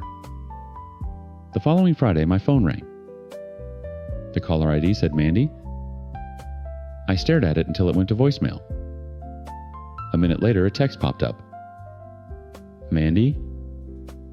Call me? Emergency? I sighed and hit the call button. Eleanor, thank God, she said, her voice dripping with a frantic sweetness that set my teeth on edge. Listen, I am in a massive bind. Jessica just came down with the flu, and David and I have non-refundable tickets to a concert. No, I said. The line went quiet. No. No, Mandy. Last week you told me I needed to learn my place. I think my place is here in my house, not getting screamed at in yours. Look, I was stressed, she said quickly. The house was a mess. Leo was upset. I overreacted. I'm sorry. Please, Ellie. I'll pay you double. $100. Just for a few hours. $100. That wasn't just a graphics card. That was half my savings for a new monitor. I could feel my resolve crumbling. I don't know, I hedged. I promise I won't get mad. Just stick to the rules this time. My rule. An idea began to form in my mind. A beautiful, terrible, malicious idea. Okay, I said slowly, but let's be perfectly clear on this rule. You want me to keep them safe, but I am not under any circumstances to discipline them. Right. No. No timeouts. No taking things away. No redirecting them if they're doing something you wouldn't like. My only job is to prevent mortal injury and keep them happy. Exactly, she said, relieved. You get it. Just keep them happy. That's all I ask. Deal, I said, a slow smile spreading across my face. I'll be there at 7. When I arrived, Mandy gave me a hug that felt like being embraced by a tense skeleton. You're a lifesaver, she said. Just following the rules, I replied with a cheerful smile. The moment the door closed, Leo picked up a toy truck and hurled it at the television. It bounced off the screen with a loud thud. Last week, I would have lunged for the truck. This week, I just watched. "Hey, Leo," I said brightly. "Can you check if that left a mark? My eyes aren't so good from over here." He looked at me confused by the lack of scolding, then ran to the screen to inspect it. No mark. He lost interest. Maya, meanwhile, had found a Costco-sized roll of paper towels in the kitchen. She pulled the end and started running. I followed her at a leisurely pace as she unwound a fluffy white banner through the living room, around the dining table, and into the hallway. "What a fun parade, Maya," I chirped. "Just be careful not to trip." She giggled and kept running. An hour later, they decided they were hungry. They didn't want apple puffs. They wanted to make soup. Leo dragged a dining chair to the kitchen counter and climbed up. "Okay," I said, standing beside him. "Rule 1 of soup, no cleaning products, and the water can't be hot." I turned the tap to a safe, lukewarm trickle. He turned on the garbage disposal, which roared to life. Into the sink went a half-full bottle of ketchup, a fistful of flour from the canister, 2 yogurts, and a handful of shredded cheese. Maya stood on another chair, tearing up slices of bread and dropping them in like confetti. They stirred the pink lumpy sludge with a pair of tongs. The disposal ground and gurgled. The sink overflowed, sending a creamy, vaguely pink tide across the granite countertop and onto the floor. "Looks delicious," I said, moving the floor mat so they wouldn't slip. "You guys are great chefs." They were deliriously, ecstatically happy. And perfectly safe. The masterpiece was the living room fort. It wasn't just the couch cushions this time. They wanted every pillow and blanket in the house. I helped them drag the duvet from my brother and Mandy's perfectly made king-size bed. I helped them pull the decorative throws off the armchairs. We used the dining chairs as support beams, and the silk curtains as a majestic floor-to-ceiling doorway. They emptied the toy box inside, then decided the fort needed decorations. This involved squeezing the contents of several juice boxes onto the cushions to make paint. I watched it all unfold from a safe distance, munching on the potato chips they had rejected. I was a UN peacekeeper, a neutral observer, a highly paid safety inspector. I didn't say no. I didn't say stop. I didn't say don't. When Maya tried to climb the bookshelf, I simply said, "That looks wobbly, sweetie. Maybe try climbing the fort instead. It's much safer." She did. By 10 o'clock, the house looked like it had been looted by a gang of very sticky, very short pirates. The paper towel parade route was now a slip and slide of spilled juice and yogurt. The kitchen sink was a biohazard. The living room was an apocalyptic shantytown built from their finest linens. When I heard the key in the door, I felt a serene calm wash over me. Mandy stepped inside mid-laugh at something David had said. The laugh caught in her throat. She froze. Her eyes scanned the scene from the soupy kitchen floor to the defiled state of her living room. The silence was absolute, broken only by the faint times drip, drip, drip times from the kitchen counter. What, she began, her voice a strangled choke. The hell happened? I unfolded myself from the one clean patch of carpet. "Hi, guys." They had a great time. "A great time," she shrieked, pointing a trembling finger at the yogurt-smeared duvet. "My house, what did you do?" "I did exactly what you told me to," I said, my voice even and calm. "I kept them safe and I kept them happy. I didn't discipline them. Not once." I ticked off the points on my fingers. When they wanted to make soup in the sink, I made sure they didn't use poison or hot water. When they wanted to make a fort, I made sure it was structurally sound. They were happy, Mandy. Look how happy they are. Leo and Maya were asleep inside their grimy fortress, looking like 2 blissful little angels. Mandy stared at me, her face a mask of incandescent rage. David just stood behind her, his mouth hanging open, looking utterly defeated by the scene. "You're not getting paid for this," she seethed. A deal's a deal, I said, holding out my hand. $100. Get out of my house. Pay me first. David, in his first and only useful act of the evening, reached into his wallet, pulled out 5 $20 bills, and pushed them into my hand, refusing to meet my eyes. I walked home. The next morning, my parents cornered me at the breakfast table. Mandy had called, of course. "We are very disappointed in you, Eleanor," my dad said, his arms crossed. "You were spiteful and immature," my mom added. "There's a difference between following a stupid rule and letting children destroy a house.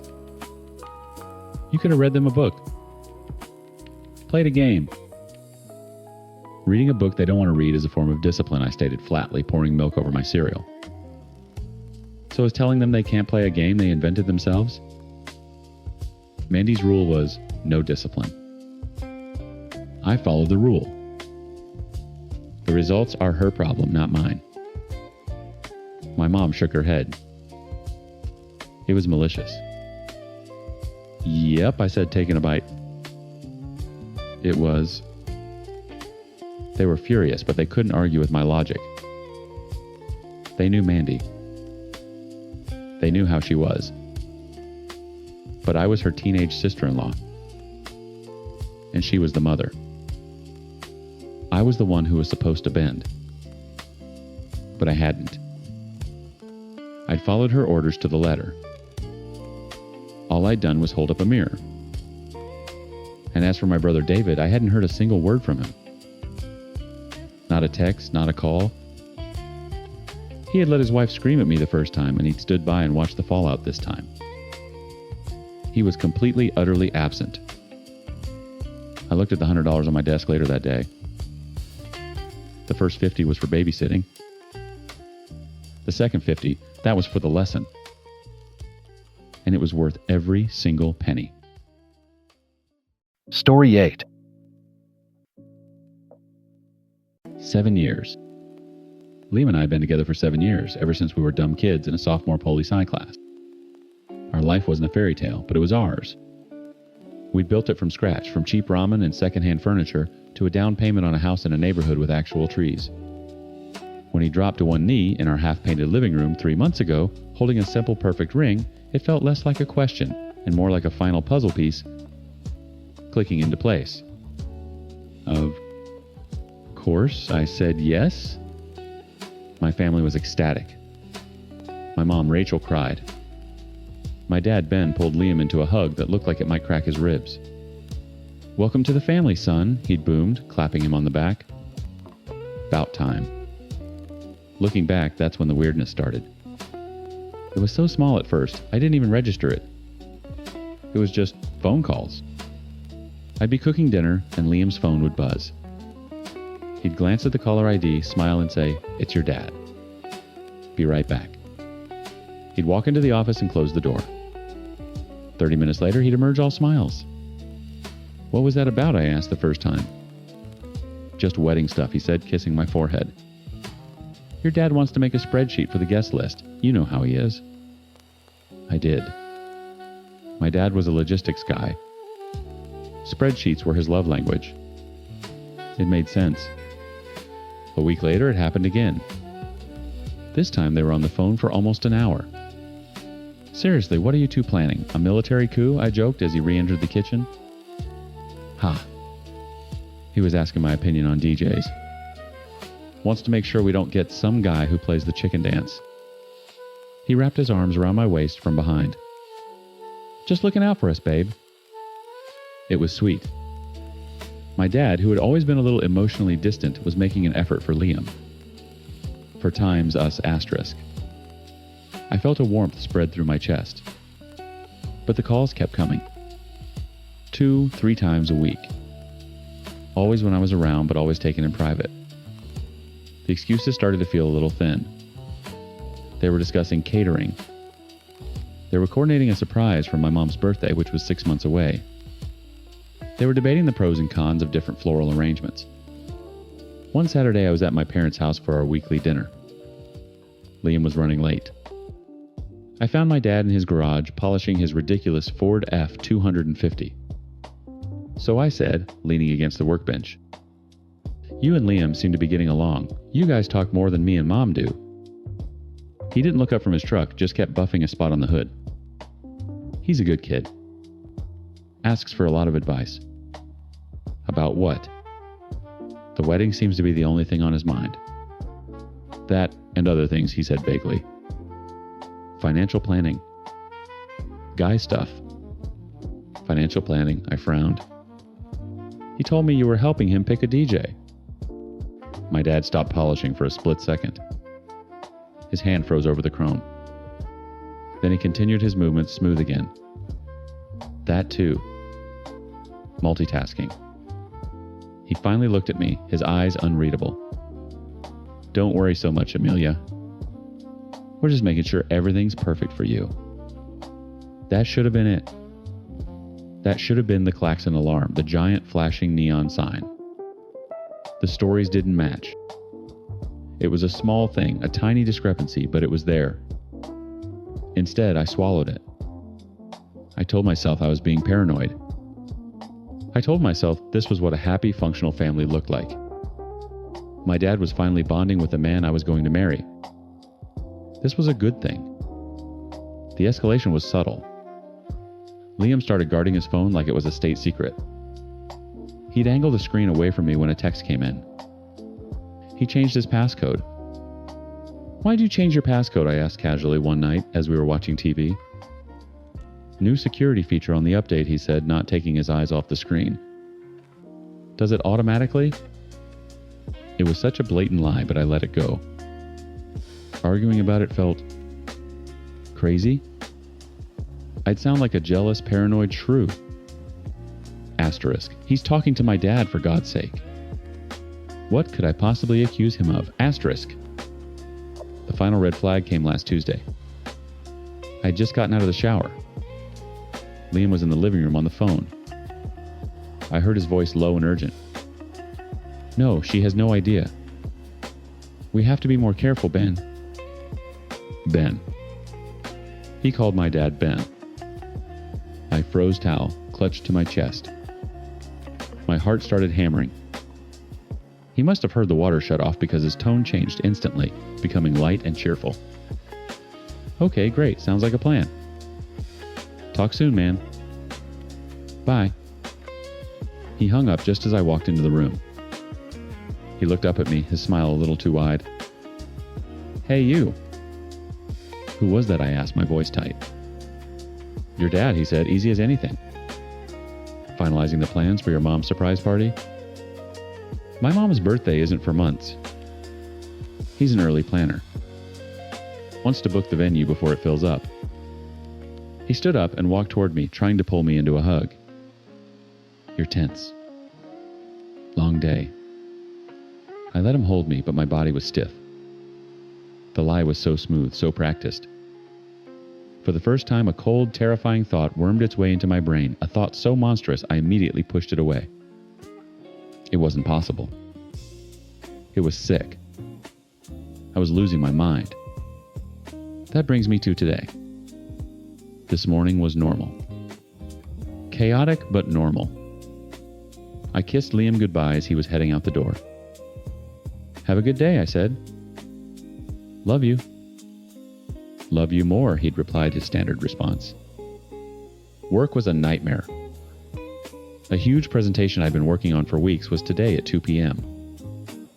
At noon, I sat down to do one final review, and my blood ran cold.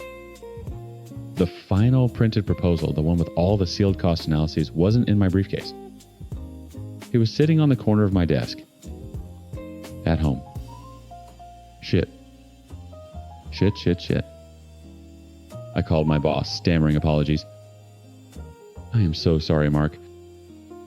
I have to run home. I'll be back in 45 minutes tops. I swear." He was pissed, but he agreed. I broke every speed limit on the way home, my anxiety, a hot knot in my stomach. I just needed to get in, get the folder, and get out. My career depended on it. I squealed into my driveway, my tires crunching on the gravel, and slammed the car into park. That's when I saw it. Parked on the street right in front of our walkway was my dad's truck. The F-250. Polished to a mirror shine. My first thought was confusion. Asterisk. What is he doing here in the middle of a workday? Asterisk. My second was rationalization. Asterisk. He must be dropping something off. Or maybe he and Liam are meeting here to work on that surprise. Asterisk. I grabbed my keys and ran to the front door, my heels clacking on the pavement.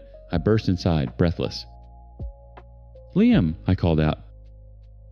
Dad, I'm home. Just forgot something for work. Silence. The house was dead quiet. A weird, heavy stillness hung in the air. I kicked off my heels and walked toward the stairs. That's when I saw the first piece. His work jacket, the gray one I bought him for Christmas, slung carelessly over the banister. Odd. He was meticulous about hanging it in the closet. I took another step up. On the third stair, his blue button-down shirt lay in a heap. Unbuttoned. My breath caught in my throat. I kept climbing my feet, moving as if in a trance. On the landing, a pair of dark jeans. His. And next to them, a silk blouse. Mine. The one I'd laid out to wear tomorrow. My heart felt like it was going to beat its way out of my ribs. My vision started to tunnel. I reached the top of the stairs and saw the final piece of the trail. A brown leather belt, his belt lying unbuckled and coiled like a snake. Right in front of my bedroom door. Our bedroom door. Which was closed. And that's when I heard it. A sound. From inside. It wasn't a voice. It was a low moan followed by the soft, rhythmic creak of our bed frame. My bed frame. My bed. A guttural sound of revulsion clawed its way up my throat. My blood turned to ice water. Every red flag, every lie, every private phone call slammed into me at once. Asterisk. We have to be more careful, Ben. Asterisk. My hand, trembling, reached for the cold brass doorknob. I turned the knob. The click was deafening in the silent house. The door swung inward on silent hinges. My mind didn't process it as a single image. It was a series of horrifying snapshots. White sheets tangled. A man's bare back tanned and freckled in the midday light slanting through the blinds. A mess of blonde hair, Liam's hair pressed against the pillow. And under him, pale legs. Wrapped around his waist feet. With neatly painted red toenails digging into the small of his back. My mother's favorite shade of red. Worn by him. By my father. My vision went sharp and narrow like looking through a camera lens. The sounds of my own ragged breathing filled my ears, loud and alien. They hadn't noticed me yet. They were lost in their own grotesque world. Something inside me snapped. The hot, messy grief I should have felt was instantly cauterized by a cold, crystalline rage. My body moved on autopilot. I slid my phone from my back pocket, my thumb swiping across the screen with a steadiness that didn't feel like my own. I opened the camera, switched it to video, and pressed the red circle. I didn't say a word. I just stood in the doorway filming. The phone was a rock in my shaking hands. It was Liam who saw me first. His eyes, hazy with pleasure, drifted toward the door. They widened. All the color drained from his face, leaving behind a pasty, horrified mask. He froze a statue of shame. His stillness alerted my father. Ben turned his head, a question forming on his lips. Then he saw me. He saw the phone. Panic, pure and animal, contorted his features. He scrambled off the bed, a graceless tangle of limbs, fumbling for the sheet to cover himself. Amelia, he choked out his voice, a pathetic croak. It's not what it looks like. Get dressed, I said. My voice was flat. Dead. Liam was already pulling on his boxers, his movements jerky and panicked. He wouldn't look at me. He just kept muttering, "Oh God. Oh my God, Amelia." My father, however, took a step toward me. He was still half naked, a pathetic aging man trying to reclaim some authority. "Give me the phone, Amelia." Now. I didn't move. I just kept recording. He lunged. It was a clumsy, desperate movement. His hand shot out to snatch the phone from my grasp. Instinct took over. I dropped my left shoulder, pivoted, and threw my entire body weight into a right hook. My knuckles connected with his jaw. There was a sickening, wet crack. Not a movie sound effect. A real visceral crunch of bone and cartilage. He staggered back his hand, flying to his face, his eyes wide with shock and pain. A dark red bloom of blood welled up from his lip. I lowered my fist, my knuckles screaming. "Don't you ever fucking touch me again." I stopped the recording, the little click echoing in the suddenly silent room. I held the phone up so they could both see the screen. "You have until I get home from work. I want every single one of your things out of my house, Liam." "And you," I said, my gaze shifting to the bleeding man by my bed, "you will never speak to me again." I turned to Liam, his face ashen. "It's over." Then I looked at them both, two pathetic, naked figures in the ruins of my life. If either of you are here when I get back, or if I ever hear from you again, this video goes to everyone. Mom. Grandma. Your boss, Dad. The whole goddamn world. I turned, walked out of the room, and closed the door behind me. I didn't run. I walked down the stairs, picked up my heels, retrieved the proposal from my desk, and left.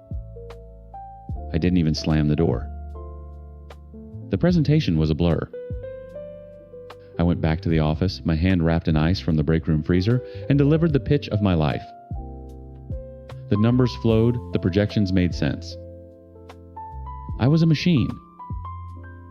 As soon as it was over, I walked out, ignoring my boss's call. My phone buzzed again. My mother. I let it go to voicemail. I knew where they would have gone. Straight to her. To spin their story first. I drove to my parents' house, the house I grew up in. Ben's truck was gone. Liam's car was parked out front. Cowards running to mommy. I used my key and walked in. They were in the kitchen. My mother, Rachel, stood with her arms crossed, her face a mask of fury. Liam stood beside her, looking pale and supportive. My father was nowhere to be seen. "There you are," my mother snapped, her voice dripping with venom. "I cannot believe you."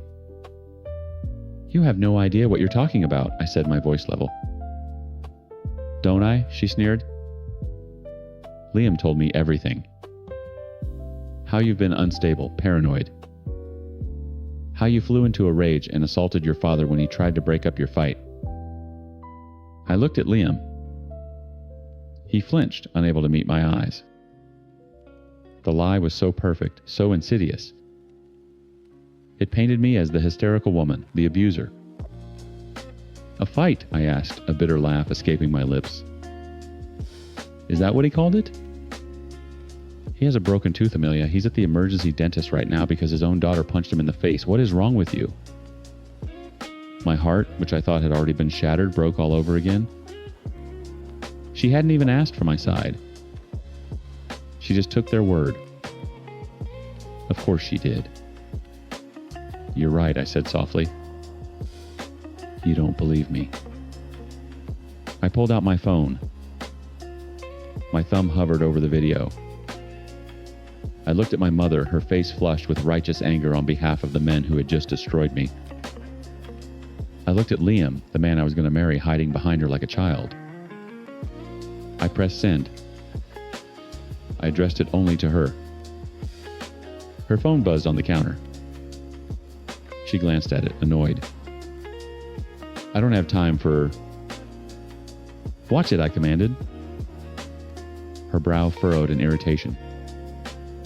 She picked up the phone and tapped the screen. The video started to play. Silent at first. Just the image of my sunlit bedroom. Then the figures on the bed came into focus. Her breath hitched. The color drained from her face. I watched her eyes widen in dawning, sickening comprehension. The phone slipped from her suddenly numb fingers, clattering onto the granite countertop, the tinny sound of moans still playing from its tiny speaker. She looked at me, her mouth opening and closing like a fish. No sound came out. Horror and shame warred in her eyes. I'm done, I said, my voice empty of all emotion. With him. With you. With all of it. I walked to the kitchen junk drawer and pulled out the spare key to my house. I tossed it onto the counter next to her phone. Give that to your husband. I'm changing the locks. I walked out of that house and didn't look back. When I got home, Liam's car was gone. Inside, it was a mess. Drawers were pulled out, closet doors hung open. He'd taken his clothes, his laptop, his toiletries. A panicked, sloppy evacuation. He'd left behind 7 years of photos, gifts, and memories. I found a box of black trash bags under the sink. I started in the living room. The framed photo of us in Paris went in first. The ugly throw blanket he loved. The books he'd left on the coffee table. I worked with a methodical, detached efficiency. His side of the closet. His things in the bathroom. Every trace of him bagged up like garbage. I saved the bedroom for last. I stripped the sheets, the duvet, the pillowcases, and stuffed them all into a bag. I would burn them later. I stood in the middle of the empty room, the setting sun casting long shadows on the floor. It was over. All of it. My engagement. My family.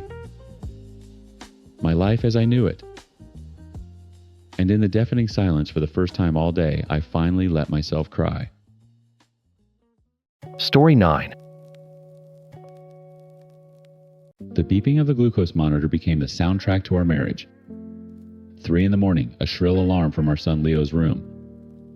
I'd roll out of bed, my nurse brain already calculating carbs and insulin units. Across the hall, my wife Chloe would just pull the covers tighter.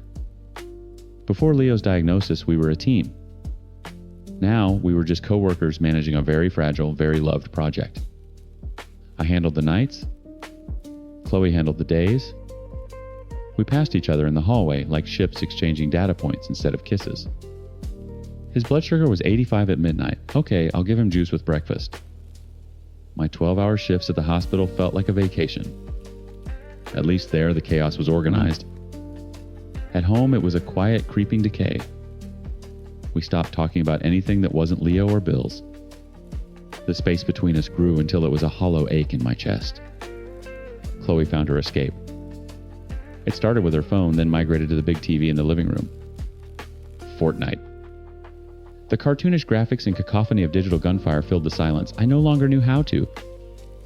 At first, I was relieved. She was smiling again, laughing into a headset, her hands flying across the controller. It was better than the blank stare she'd had for a year. Who are you always talking to? I asked one night, standing in the doorway with 2 glasses of water. She pulled one side of her headset off. Just my squad. We're in a duos match.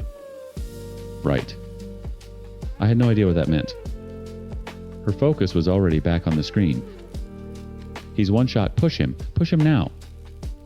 The man on the other end of the line had a deep, calm voice that I'd started to recognize. He was her duo's partner. I only ever heard his screen name Vortex. She talked to Vortex more than she talked to me.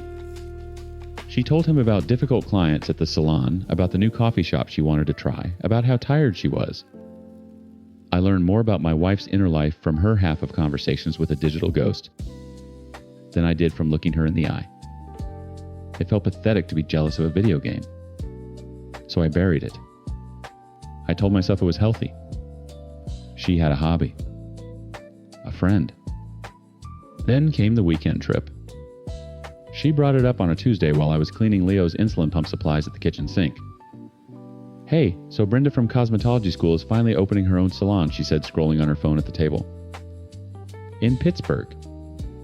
She's kind of freaking out and wants me to come help her set up for the grand opening." I stopped scrubbing. Pittsburgh. That's like a 10-hour drive. I know. But she's a wreck. She needs my eye for the layout, the product displays. You know how she is. I didn't know how Brenda was. I'd met her once, maybe at our wedding a decade ago. When? Next weekend. I'd leave Thursday morning, be back Sunday night. 4 days. It would be a huge help to her. She finally looked up from her phone, her eyes wide and hopeful. It was the most animated I'd seen her in months. I thought of 4 days alone with Leo. The constant monitoring the finger pricks the anxiety. But I saw that spark in her eyes and felt a pang of guilt. Maybe this is what she needed. A break. A reminder of the person she was before all this. "Okay," I said. "Yeah, okay, you should go." The night before she left, she was buzzing. She packed a suitcase full of clothes I hadn't seen her wear in years. Nice jeans, a few slinky tops, a black dress. "Brenda said we're going out Saturday night to celebrate," she explained, catching my eye. "It's a fancy place." "Sounds fun," I said, trying to sound supportive. She left Thursday morning before I was even awake. A quick peck on my cheek was all I got. The house felt huge and silent. The first day was fine. She sent a few texts. Asterisk. Made it. The city is beautiful. Asterisk. Asterisk. Brenda's salon is going to be amazing. So much work to do. Asterisk. She sent a picture of a half-assembled styling station, boxes everywhere. It looked legit. Friday was quieter. One text in the morning. Asterisk. Long day ahead. Talk later. Love you. Asterisk. By Friday night, I'd heard nothing. I called her. Straight to voicemail. I texted, no reply. I told myself she was busy. They were working, then they went out, her phone died. There were a million logical reasons. Saturday was a black hole. I called 6 times. Each one was a punch to the gut as it went to the recorded message. I texted a dozen times. Asterisk, hey, just checking in. Is everything okay? Leo's asking for you. Please, just let me know you're safe. Asterisk. The single blue check mark on WhatsApp was my only reply. Delivered. Not read. Panic started to curdle in my stomach. What if she'd been in an accident? What if something happened? I started searching for the salon's name online. Brenda's Salon, Pittsburgh. Nothing.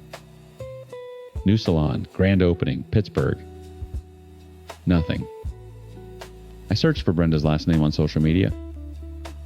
I found her profile. It was full of pictures of her kids and a trip they'd taken to Disney last week. Her latest post from Friday night was a picture of her and her husband at a local pizza place in Scranton. Not Pittsburgh. My blood went cold. By Sunday morning, I was a ghost. I'd barely slept. Leo knew something was wrong.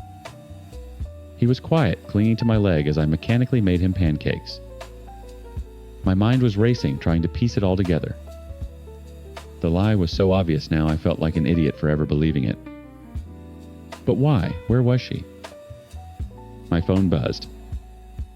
A text from Chloe. Asterisk. So sorry, my phone died and I couldn't find my charger. It was a crazy weekend. So much work. Heading home now. See you tonight. Love you. Asterisk. The casualness of it, the sheer audacity, broke something in me. She got home late, full of fake smiles and stories about paint colors and unruly contractors.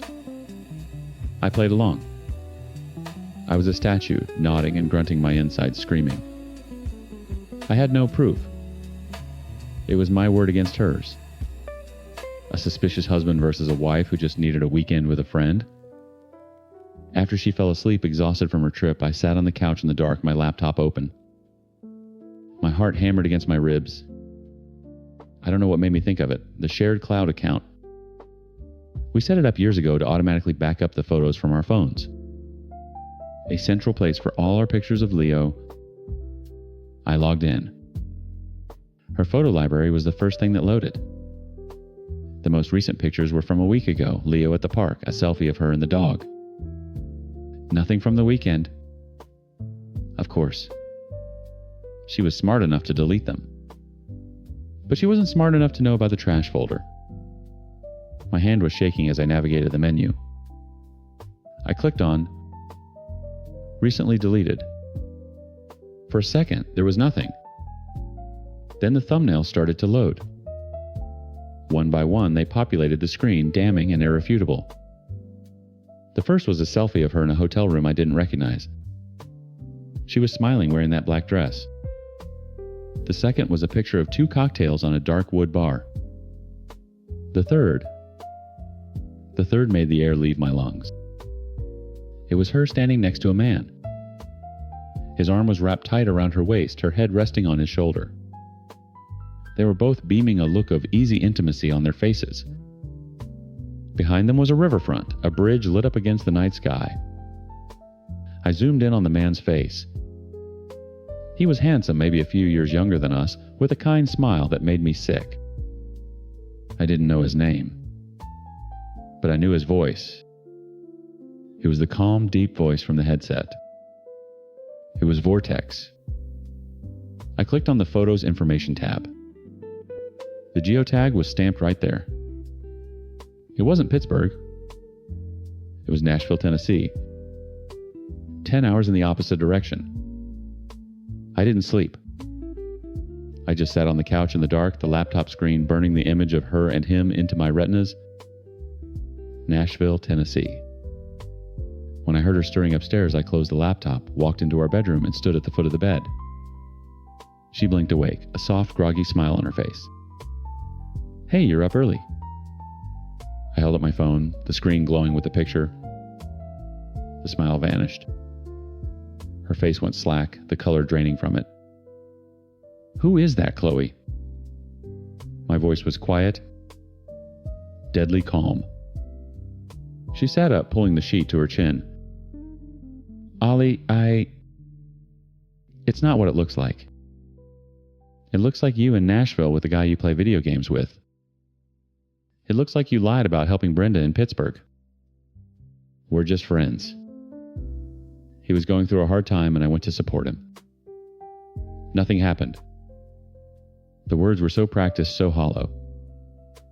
Nothing happened. You shut your phone off for 2 days. You lied to my face for weeks. You packed a black dress to go set up a salon. Every word was a stone I was pulling from my own gut. Tears started welling in her eyes, the waterworks. Right on cue. I know I should have told you. I was scared.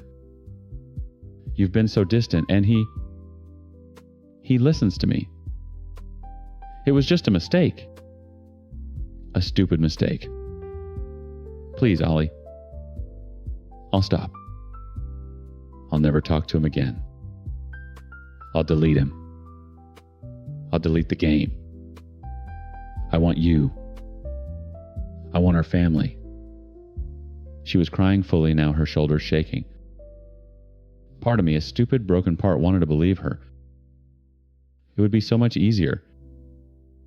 But I just looked at her face and saw a stranger. Okay, I said the word feeling, like ash in my mouth. Show me. Her head snapped up. What? Show me. Block his number. Delete him from the game. Right now. She scrambled for her phone, her fingers fumbling as she pulled up his contact. She blocked the number. She opened the Fortnite app and after a moment's hesitation removed Vortex from her friends list. She held the phone out to me, her hand trembling. See, it's done. I promise. It's over. For a week, the house was a mausoleum of forced politeness. We made small talk. We ate dinner together. It felt like we were acting in a play about a happy marriage. I was watching her every move. I hated myself for it, but I couldn't stop. I felt like a detective in my own home. One evening, we were on the couch watching TV. Her phone face down on the cushion between us lit up. A Snapchat notification. The username was just a jumble of letters and numbers, but the Bitmoji that popped up was a cartoon man with the same brown hair and kind eyes as the man in the photo. My stomach twisted. Who's Kingslayer89? I asked, my voice flat. She glanced at the screen and quickly flipped the phone over. Oh, just someone from work. We have a group chat. That night I waited until I heard the soft rhythm of her breathing from her side of the bed. I picked up her phone. My hands were shaking so hard I could barely type in the passcode she didn't know I knew. I opened Snapchat. There he was. Kingslayer89. Vortex. Their chat history was short, just a few messages. Him times hey. You okay, asterisk? Her times. It's hard. He knows. Asterisk. Him times I'm here. If you need me. Asterisk. I felt the rage, hot and clean, burn through me. I woke her up. You're still talking to him? It wasn't a question. She sat bolt upright, saw her phone in my hand and her face crumpled. It was just to say goodbye. I swear I was telling him I couldn't talk anymore. That's all. You lied. Again. I'm sorry, I'll delete it. I'll delete the whole app. Look. She snatched the phone, her tears dripping onto the screen as she deleted Snapchat. It's gone now. For real this time. Please don't do this. You're just so angry all the time. She tried to pin it on me. My anger. My suspicion. As if I were the one creating the problem. As if my reaction to her lies was worse than the lies themselves. The next lie came a week later. I was scrolling through TikTok trying to numb my brain when the app suggested an account for me to follow. The profile picture was a selfie of him, Vortex, standing in front of that same Nashville bridge. My thumb hovered over the screen, and I clicked on his followers. I scrolled for a few seconds before I found it. A new account. No posts, no profile picture. The username was ChloeStylist22. Her middle name and the year she opened her first salon. A ghost account made for the sole purpose of watching him. I didn't even raise my voice this time. I walked into the living room where she was folding laundry and just showed her my phone. She threw the t-shirt she was holding onto the couch. Oh my God, Oliver, it's not a big deal. I wasn't talking to him. I was just curious. You're suffocating me. I can't do anything without you looking over my shoulder. It's like living in a prison. The door's unlocked, Chloe, I said quietly. You built the prison. She stormed off, and we didn't speak for 2 days. The final inevitable promise came after that. More tears, more apologies. A long, desperate speech about how she knew she'd broken everything, but that Fortnite was the root of it all. It was her escape, her addiction. She swore she was done. She promised with her hand on a photo of our son that she would never play that game again. "I'm deleting it off the console," she said, her voice thick with manufactured sincerity. "You can watch me." And I did. I watched her delete the icon from the menu. 2 days later, I got mandated for an extra 4 hours at the hospital. A nasty car pileup. I called to let her know I'd be home late. I was exhausted when I finally pulled into the driveway after midnight, my body aching. As I walked to the front door, I heard it. Faintly through the living room window, her laugh. It was a sound I hadn't heard in months. Not a real one, anyway. It was light and genuine, full of a joy she never had with me anymore. And mixed with it, the tinny, familiar sound of digital gunfire. I opened the front door. There she was, curled up on the couch headset, on the TV screen, flashing with the vibrant colors of a Fortnite match. She hadn't even bothered to reinstall it on the main console. She was playing on Leo's smaller Switch, thinking I'd never see it. "Yeah, he's in that bush," she said, into the mic, giggling. "Push him with me." I stood in a doorway and watched her. She hadn't noticed me. She was in her other world. Her real world. With him. And just like that, the fight was gone. The anger, the suspicion, the frantic need to catch her to fix this, it all just evaporated. It left behind a complete and utter emptiness. I wasn't watching my wife betray me. I was watching a stranger play a video game. I couldn't fight for something that wasn't there anymore. You can't save a marriage by yourself. She must have sensed me. She turned her eyes, widening in panic as she saw me standing there in my scrubs. She ripped the headset off. "Ollie, it's not. I was stressed." I didn't say a word. I just looked at her. At the controller, in her hands, at the lie playing out on the screen. I saw it all for what it was. Unsalvageable. I turned around and walked up the stairs. "Oliver, wait, let's talk about this," she called after me, her voice laced with a panicky edge. I closed our bedroom door behind me, the click of the latch echoing in the silent room. I sat on the edge of the bed, my work bag sliding to the floor. I pulled out my laptop, the faint glow illuminating my face in the darkness. My fingers moved over the keyboard, but I wasn't searching for her online history. I wasn't looking for more proof. I had all the proof I needed. I typed "divorce lawyer" into the Google search bar. I clicked on the first link. There was a button that read, "Schedule a consultation." I clicked it. Story Teen. "The wedding is my gift to you." The words felt good coming out of my mouth. Big brotherly generous. My sister Beth was sitting across from me at a coffee shop, her new engagement ring catching the light every time she gestured, which was a lot. At 32, she'd finally found her guy, and I was genuinely happy for her. "I'll plan the whole thing start to finish," I continued. "No fee. My time, my connections, my expertise, it's all yours. I'm a wedding planner. At 25, I'm good at it too.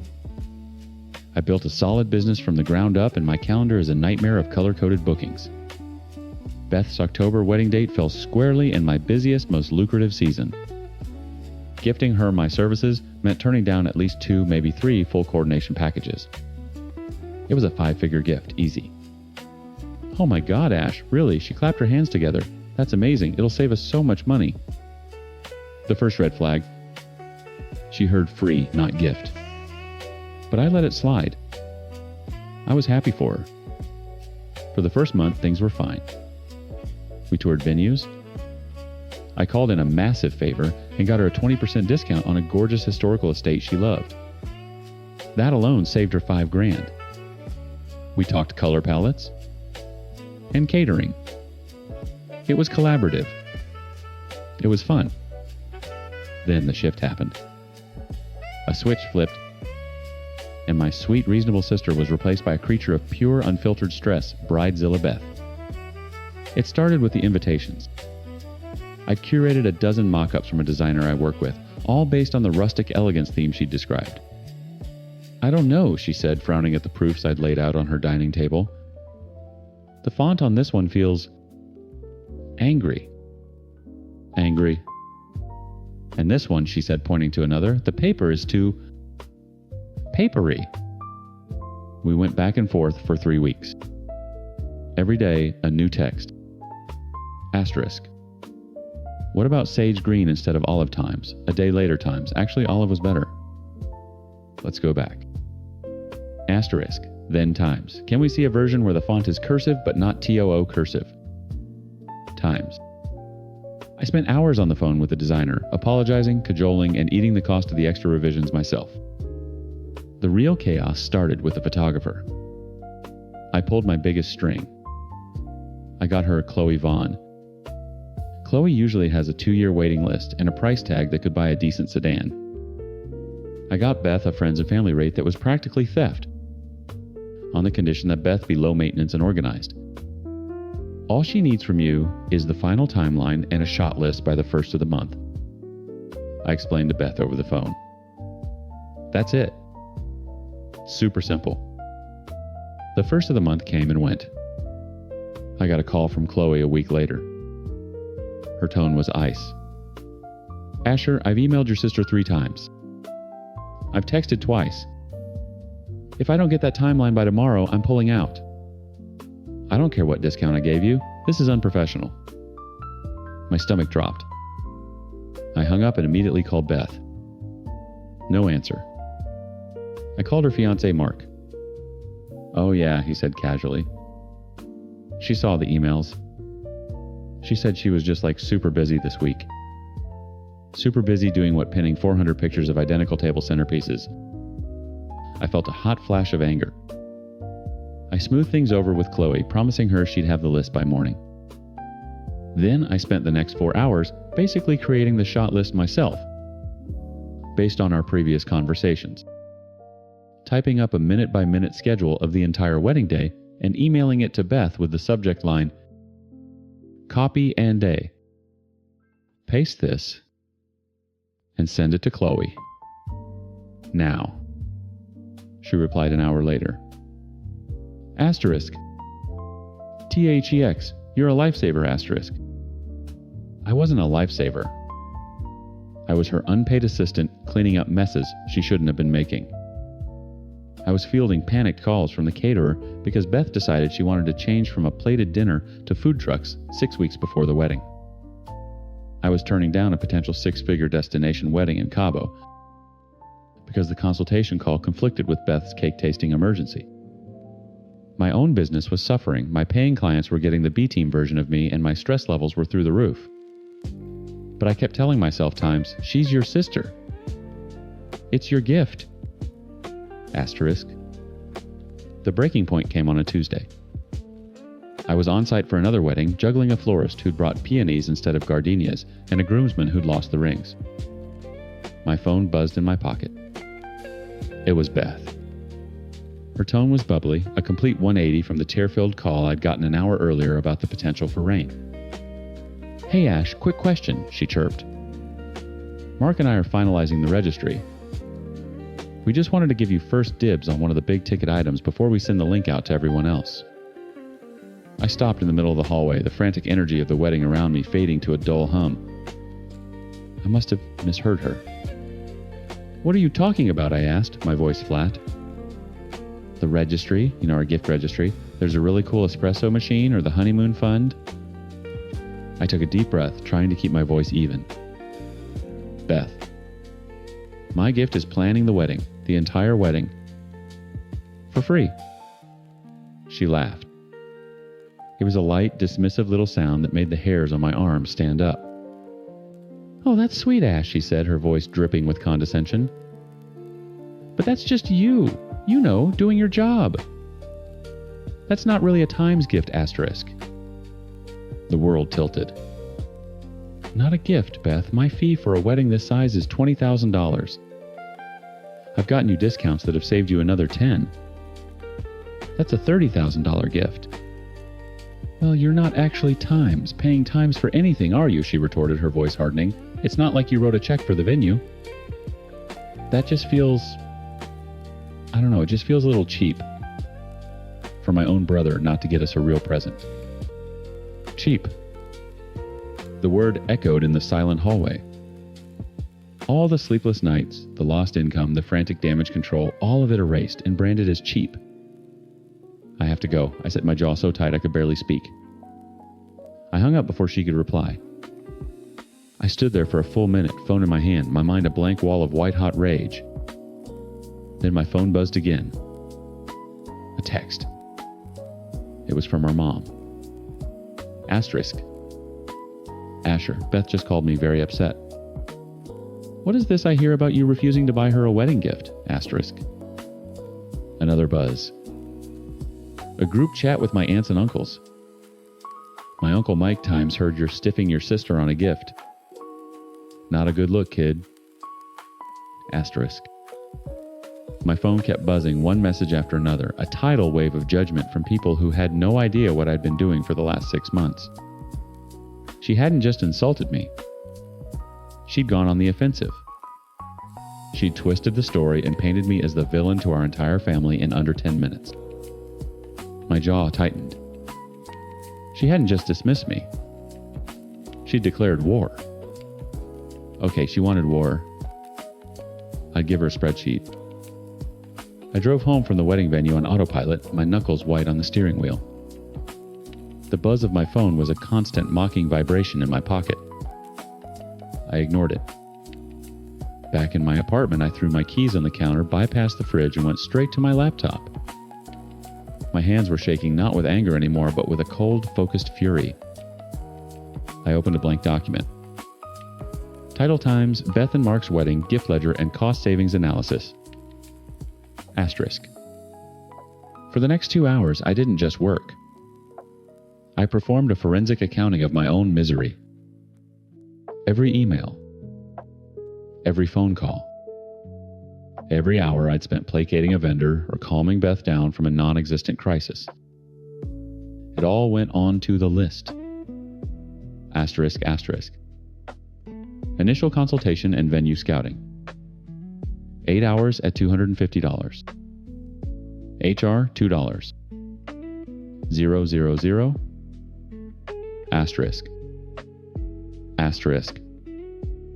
Asterisk. Vendor negotiation and booking. 15 hours at $250. HR. $3. 750. Asterisk. Asterisk. Asterisk. Venue discount, secured exclusive, partner rate, -$5, 120, asterisk. Asterisk, asterisk. Invitation design rework, 4 revisions, 6 hours, $1, 500. Absorbed cost asterisk. Asterisk, asterisk. Photographer crisis management, Chloe Vaughn, 4 hours. Value priceless, but let's call it $1. 000. Asterisk, asterisk, asterisk. Timeline and shot list. Creation. Last minute, 4 hours at $250. HR, $1, 000. Asterisk. Asterisk, asterisk. Food truck logistics post-contract menu. Change 5 hours at $250. HR $1, 250. Asterisk. The list went on. Page after page. I tracked the hours, the negotiated savings, the after-hours calls.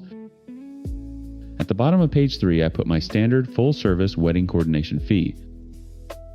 It was the number I quoted clients who wanted the moon, the stars, and a dove released synchronized to a string quartet. Then I added it all up. The next morning, I texted her. Asterisk. We need to talk. My place. 10 A.M. Come alone. Asterisk. She arrived, looking defensive, clutching her purse like a shield. Look, Ash, Mom said you're upset, but I really think you're overreacting. Sit down, I said, pointing to the chair opposite me at my dining table. The only thing on the table was my laptop and a freshly printed 3-page document face down. She sat her jaw tight. This is ridiculous. You're being so dramatic. I didn't say a word.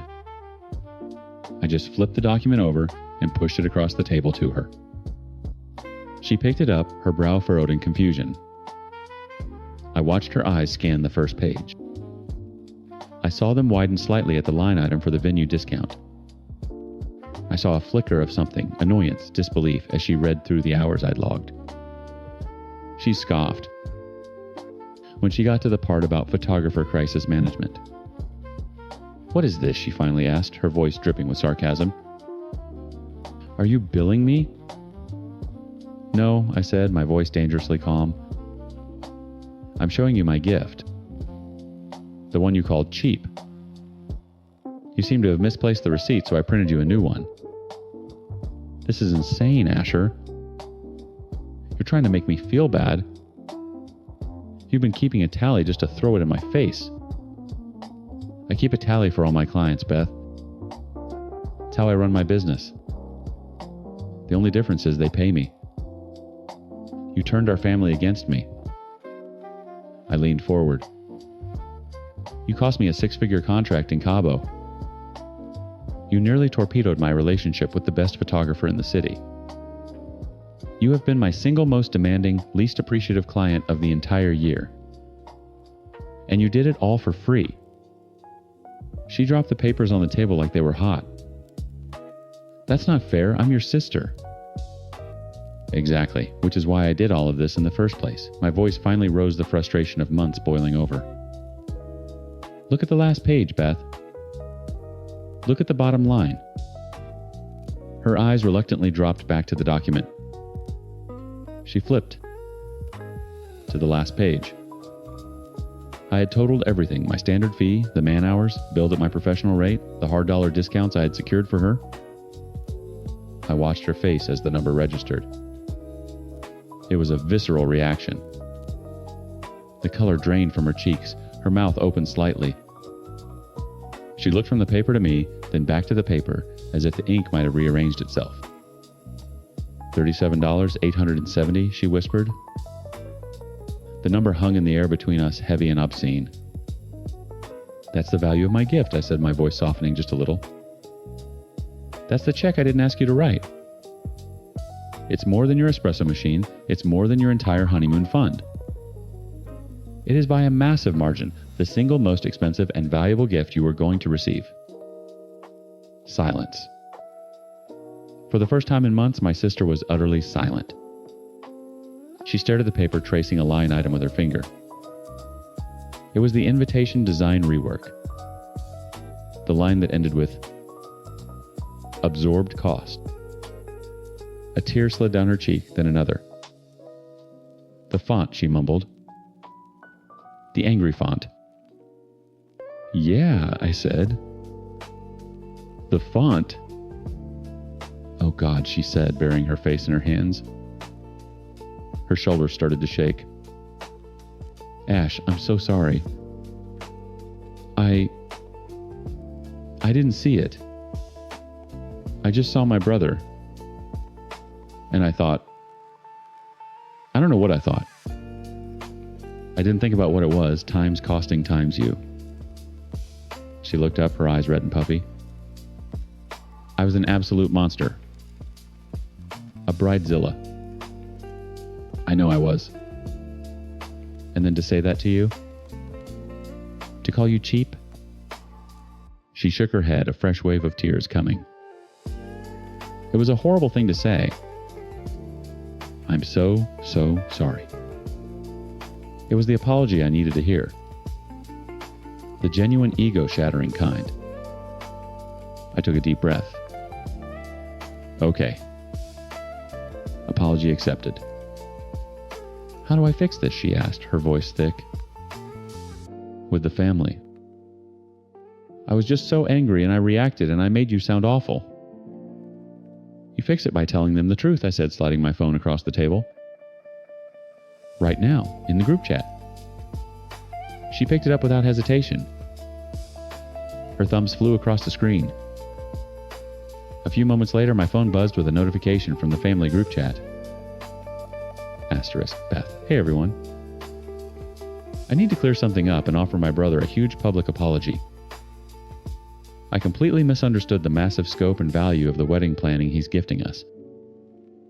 He has poured hundreds of hours and saved us tens of thousands of dollars. It's an incredibly generous gift, and I was a complete jerk about it. Ash, I'm sorry. Please forgive me. We are so lucky to have you. Asterisk. My phone immediately started buzzing with replies. Asterisk. Mom, oh honey. That's so good of you to say. Asterisk. Asterisk. Uncle Mike, my mistake, Asher. Sounds like you're the man. Asterisk. Beth pushed my phone back to me, her expression a mix of shame and relief. Is that okay? It's a start, I said. Peace was restored. The wedding planning continued, but with a new dynamic. Bridezilla Beth was gone, replaced by my actual sister. She was decisive, appreciative, and a goddamn delight to work with. The wedding itself went off without a hitch. It was beautiful. On the day, as she was about to walk down the aisle, I handed her a small flat box wrapped in silver paper. She looked at me confused. What's this? Your wedding gift, I said with a slight smile. She opened it. Inside was a simple, elegant silver frame. And in the frame was a single piece of paper, the invoice. Across the bottom, I had taken a thick black marker and written in big, bold letters, Paid in full. She looked at it, then at me, and this time her tears were pure joy. She threw her arms around my neck. Thank you, she whispered. Yeah, I know. It was a little bit of a dig. A final satisfying twist of the knife. But seeing her laugh through her tears as she hugged me, that was the real gift. Story 11. The text from Maya came on a Tuesday. Massive news engagement party this Saturday, my place. It's a costume party. Be there. A costume party. Perfect. That's my language. I've known Maya since we were kids, building pillow forts, and now at 19 I was building elaborate cosplays in my garage. She was the one person who got it. She'd sit on a stool for hours, handing me tools and offering opinions on foam armor, while she told me about her life. Lately, it was all about David. David, her fiancé. The guy who always seemed a little too polished. He smiled at all the right times, but it never quite reached his eyes. What's the theme? I texted back. No theme, go nuts, she replied. No theme is a trap. It's a test. You can't just show up as a generic pirate. You have to be clever. And for my best friend's engagement party, clever was the bare minimum. I spent a solid hour brainstorming before it hit me. An engagement party, a wedding adjacent theme, something iconic and a little dramatic. The Corpse Bride. It was perfect. A little gothic, a little funny, and a technical challenge. I already had a base wedding dress from a thrift store haul that I'd been saving for something special. For the next 4 days, I lived in my garage. I shredded the hem of the dress, stained it with tea and gray acrylic paint to look like it had been buried for a century. I molded a rib cage out of foam clay and stitched it into a gaping hole in the side. The veil was the easy part. The makeup was the hardest. It took 3 practice runs to get the exact shade of melancholy blue and the perfect doll-like eyes. By Saturday night, I looked incredible. The dress was a tragic masterpiece, the skeletal arm I'd fashioned looked unnervingly real, and the blue makeup was flawless. I was a walking, talking Tim Burton creation. I couldn't wait for Maya to see it. I got to her house and it was already packed. The place looked amazing, way fancier than I expected, with fairy lights strung up everywhere and people in cocktail dresses mingling with guys in superhero costumes. It was an eclectic mix. I spotted a guy dressed as Captain Jack Sparrow talking to a woman in a sleek black dress, who was clearly not in costume. The no-theme thing really threw people. David saw me first. He was standing near the door, holding a glass of champagne, looking sharp in a tailored suit. His eyes scanned my costume from head to toe. A slow, tight smile spread across his face. "Wow, Grant," he said, his voice smooth as glass. "You really went all out." You know me, I laughed. Go big or go home. Where's Maya? I want to see her reaction. She's in the garden, making the rounds. Grab a drink? She'll find you. I did just that. For the next hour, I was a hit. People loved the costume. They wanted pictures, they asked how I made the arm, they complimented the makeup. I felt great. I found Maya in the garden, and she shrieked with delight when she saw me. "Grant! Oh my God, you look amazing," she yelled, pulling me into a hug, careful not to smudge my makeup. She was glowing, wearing a simple but beautiful white dress that wasn't a costume at all. "You said go nuts, so I went nuts," I said, spinning to show off the tattered train. "It's perfect. You're insane." "I love it." We chatted for a bit, catching up before she was pulled away by another guest. I settled into the party feeling completely at ease. This was exactly where I was supposed to be celebrating my best friend in the most me way possible. About an hour later, David clinked a champagne flute with a knife. The crowd quieted down, gathering in the living room. Maya joined him at the front, her hand in his. They looked like a magazine cover. "Thank you all so much for coming," David started, his arm wrapped around Maya's waist. "It means the world to us that you're all here to celebrate with us." Maya beamed. "We're so grateful to have you all in our lives, which is why we wanted you to be here for the Times Real Times event." She paused for dramatic effect, looking at David. He took a deep breath, his smile widening. "This isn't an engagement party." A confused murmur rippled through the room. I leaned against a wall, intrigued. "Surprise," they shouted in unison. "It's our wedding. The officiant will be here in 20 minutes. The room exploded. People were cheering, screaming, clapping. My stomach dropped through the floor. The champagne flute in my hand suddenly felt like it weighed 1,000 pounds. I looked down at my tattered, stained wedding dress, at my blue skin, at my exposed foam clay ribs. This isn't a costume party. This is a wedding. And I'm in a wedding dress. Panic, cold and sharp, shot through my veins. My clever, relevant costume had just become a monstrous, attention-grabbing insult. I had to fix this. Now, I pushed through the celebrating crowd, my eyes locked on David. Maya was already swarmed by her family crying happy tears. David was my only option. I grabbed his arm, pulling him toward the kitchen. "David," I whispered, my voice tight. "Oh my God. I had no idea. I am so sorry." He looked at me, his expression unreadable. "Sorry for what? It's a party. I'm wearing a wedding dress to your wedding. I have to go change. I live 10 minutes away. I can be back in a real suit before the ceremony even starts. No one will even notice I was gone. I was already planning my escape route. I could sprint home, shower off the blue paint, throw on the one good suit I owned, and make it back just in time. It was possible. It was necessary." David put a hand on my shoulder, his grip surprisingly firm. He looked me right in the eye. "Don't," he said. I blinked. "What?" "Don't go," he repeated, his voice calm and steady. "Seriously, man, it's fine. It's hilarious. We told people it was a costume party. You came in a costume. It's not a big deal." "It is a big deal. I can't stand up at your wedding dressed like the corpse bride." "Why not?" He actually chuckled. Maya thought it was great. She'd be more upset if you just left her wedding. Just stay. Enjoy yourself. We want you here just like this. He was the groom. He was telling me explicitly that it was okay. That he and Maya wanted me to stay. My frantic energy deflated, replaced by a wave of awkward relief.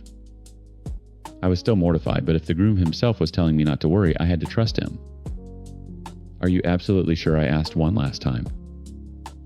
100%, he said, patting my shoulder. Now go get another drink. You look like you've seen a ghost. He winked and walked back to his guests.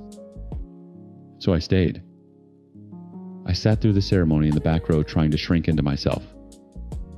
I felt every single stare from Maya's great aunts. During the reception, I hovered by the bar, avoiding the dance floor and the wedding photographer like they were the plague. I did what David said. I stayed. I tried to enjoy myself. I watched Maya have the happiest night of her life, and I pushed down the crippling feeling that I was a walking, breathing joke, tainting her perfect day. When it was time to leave, I found Maya and gave her a huge, careful hug. Congratulations, May. I'm so happy for you. Thank you for being here, Grant, she said, her eyes shining.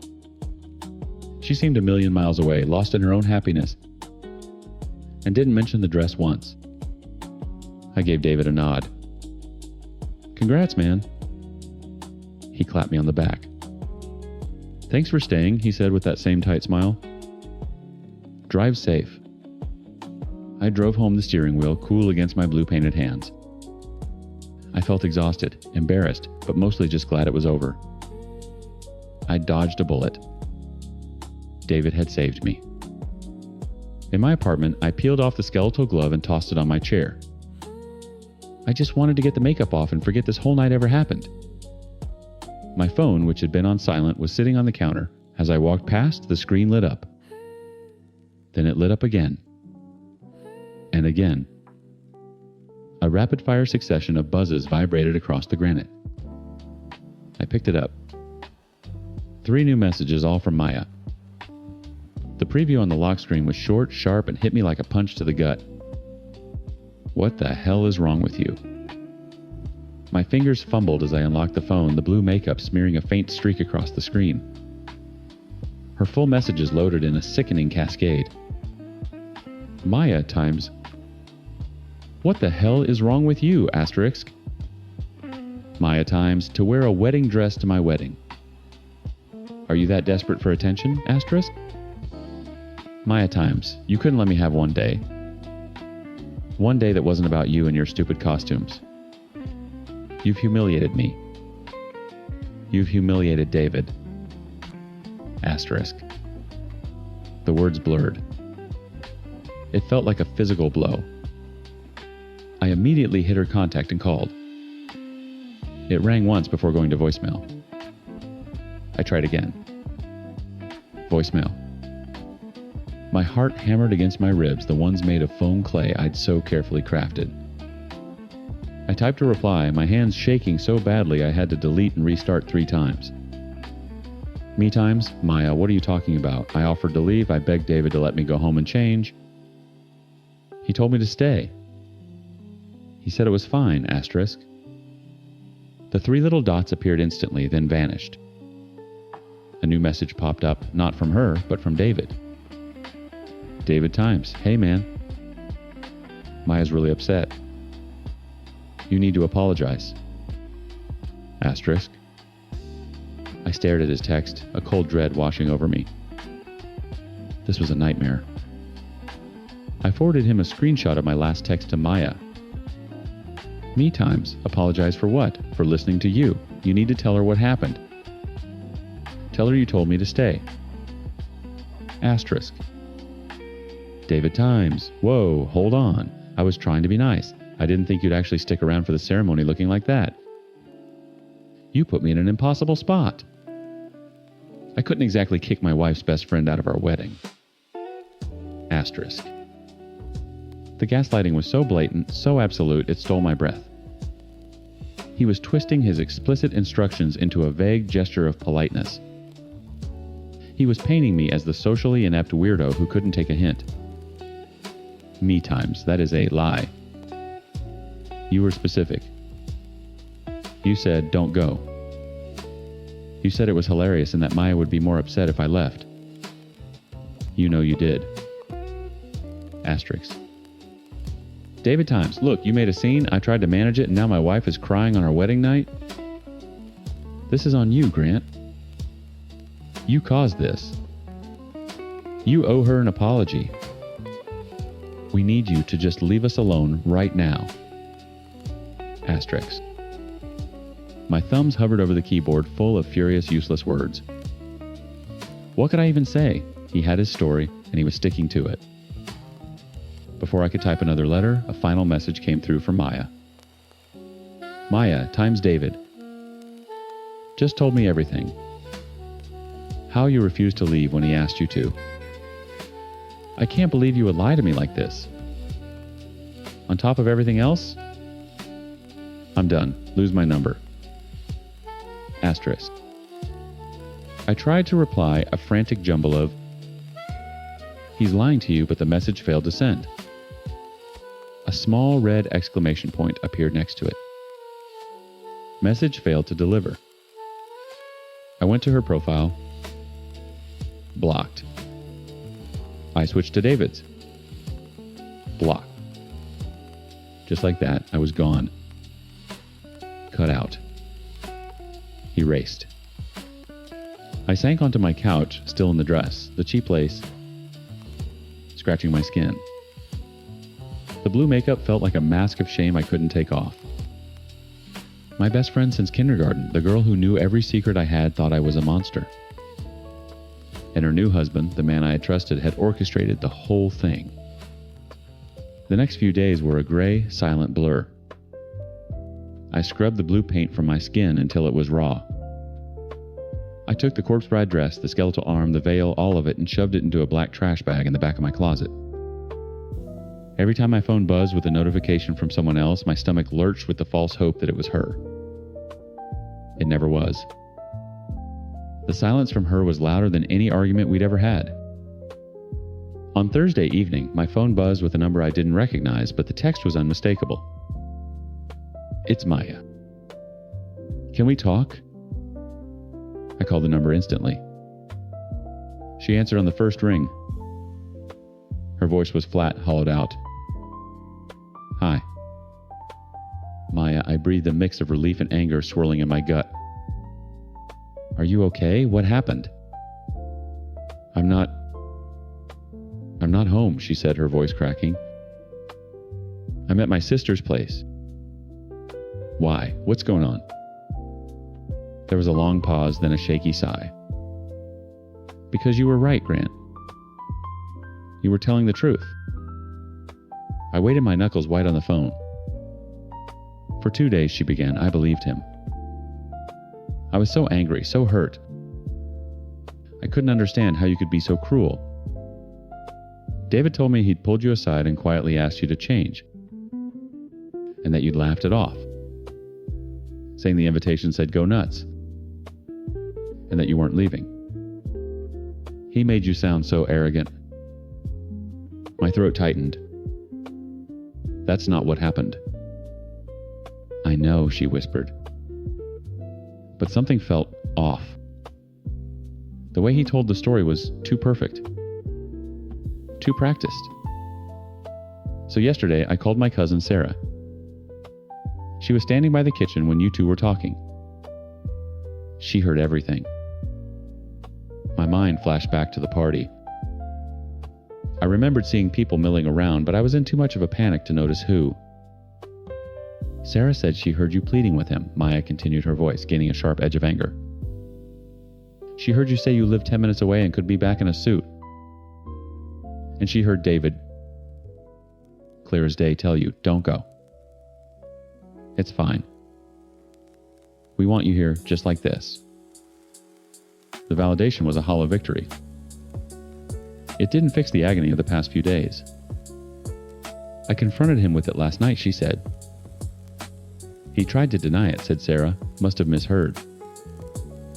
But then I told him I'd also spoken to Mark, the guy in the pirate costume, who saw the whole exchange. That's when David...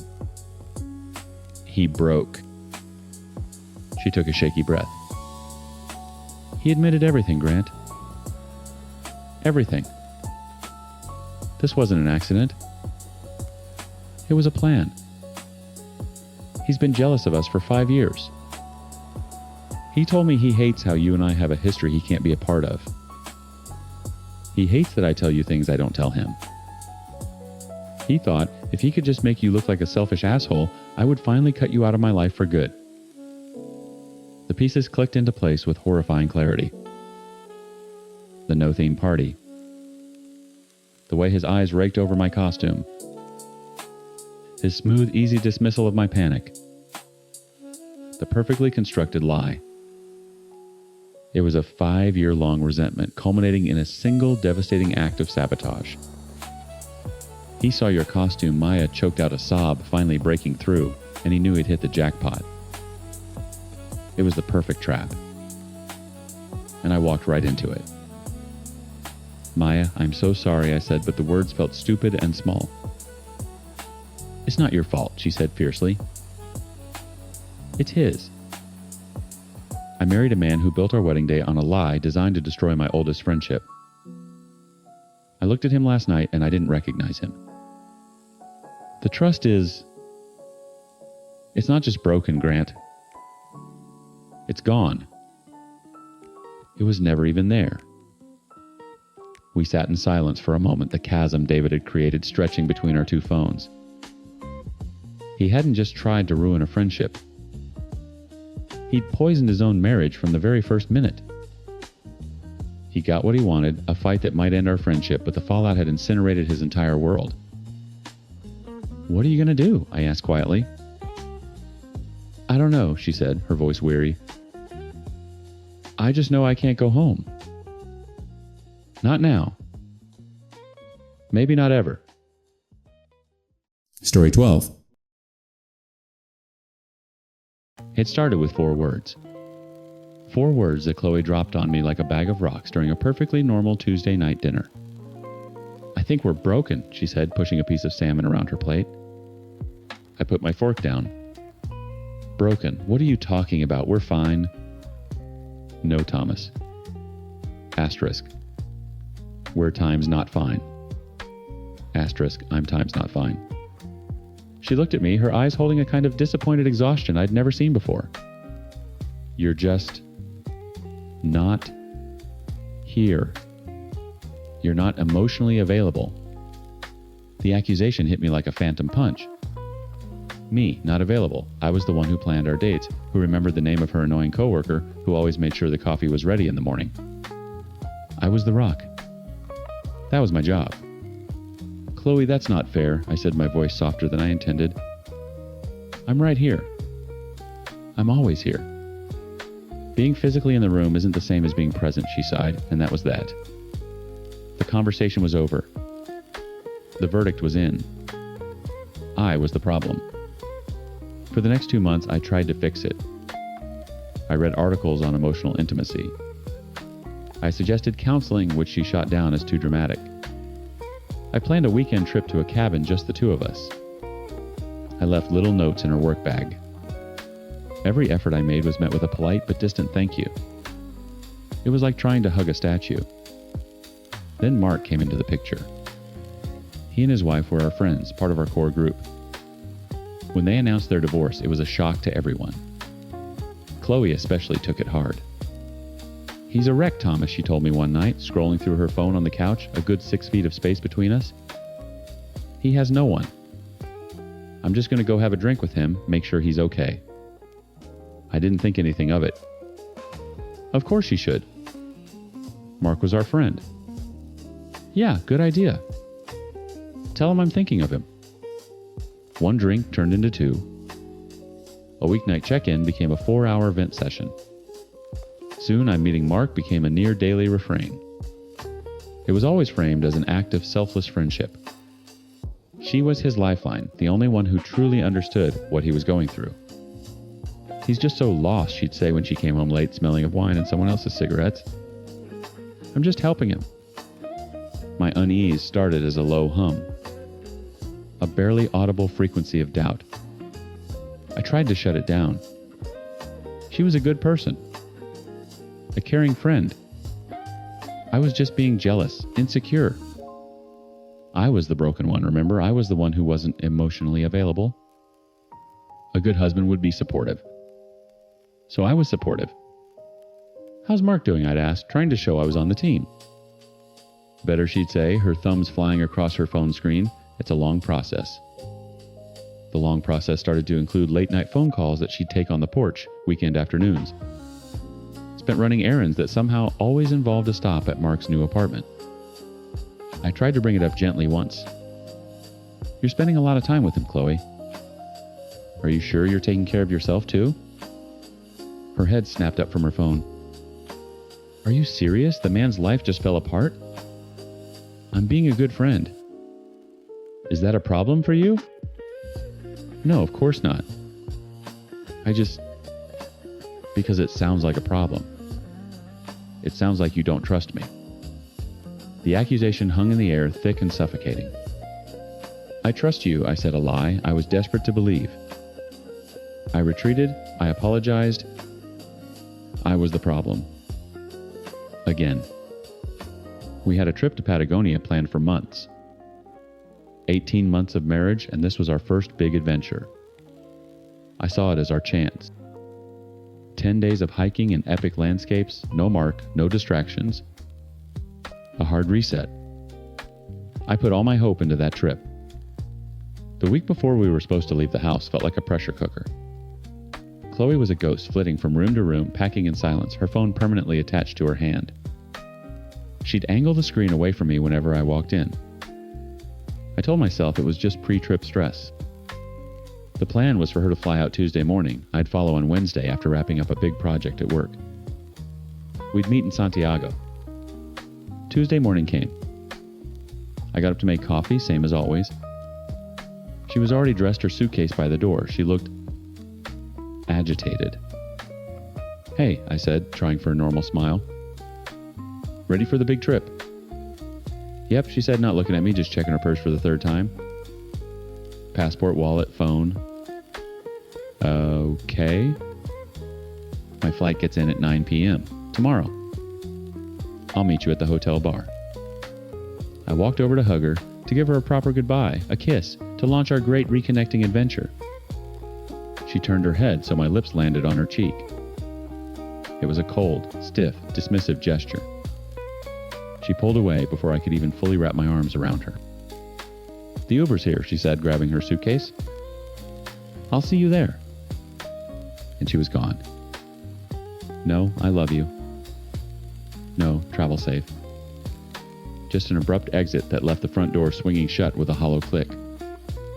I stood in the silent hallway, the smell of her perfume hanging in the air. The low hum of doubt I'd been suppressing for months was now a screaming alarm. Something was wrong. Terribly, fundamentally wrong. I spent the rest of the day in a fog trying to focus on work, but replaying that cold goodbye over and over. That night I packed my own bag. I laid out my hiking gear on the bed we shared, and a wave of profound loneliness washed over me. This was supposed to be our trip. Asterisk, our time's bed.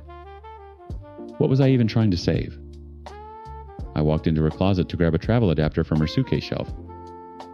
And there it was. Sitting on her jewelry box, the little black screen dark, was her Apple Watch. She never went anywhere without it. Forgetting it was like forgetting a limb. My heart started hammering against my ribs.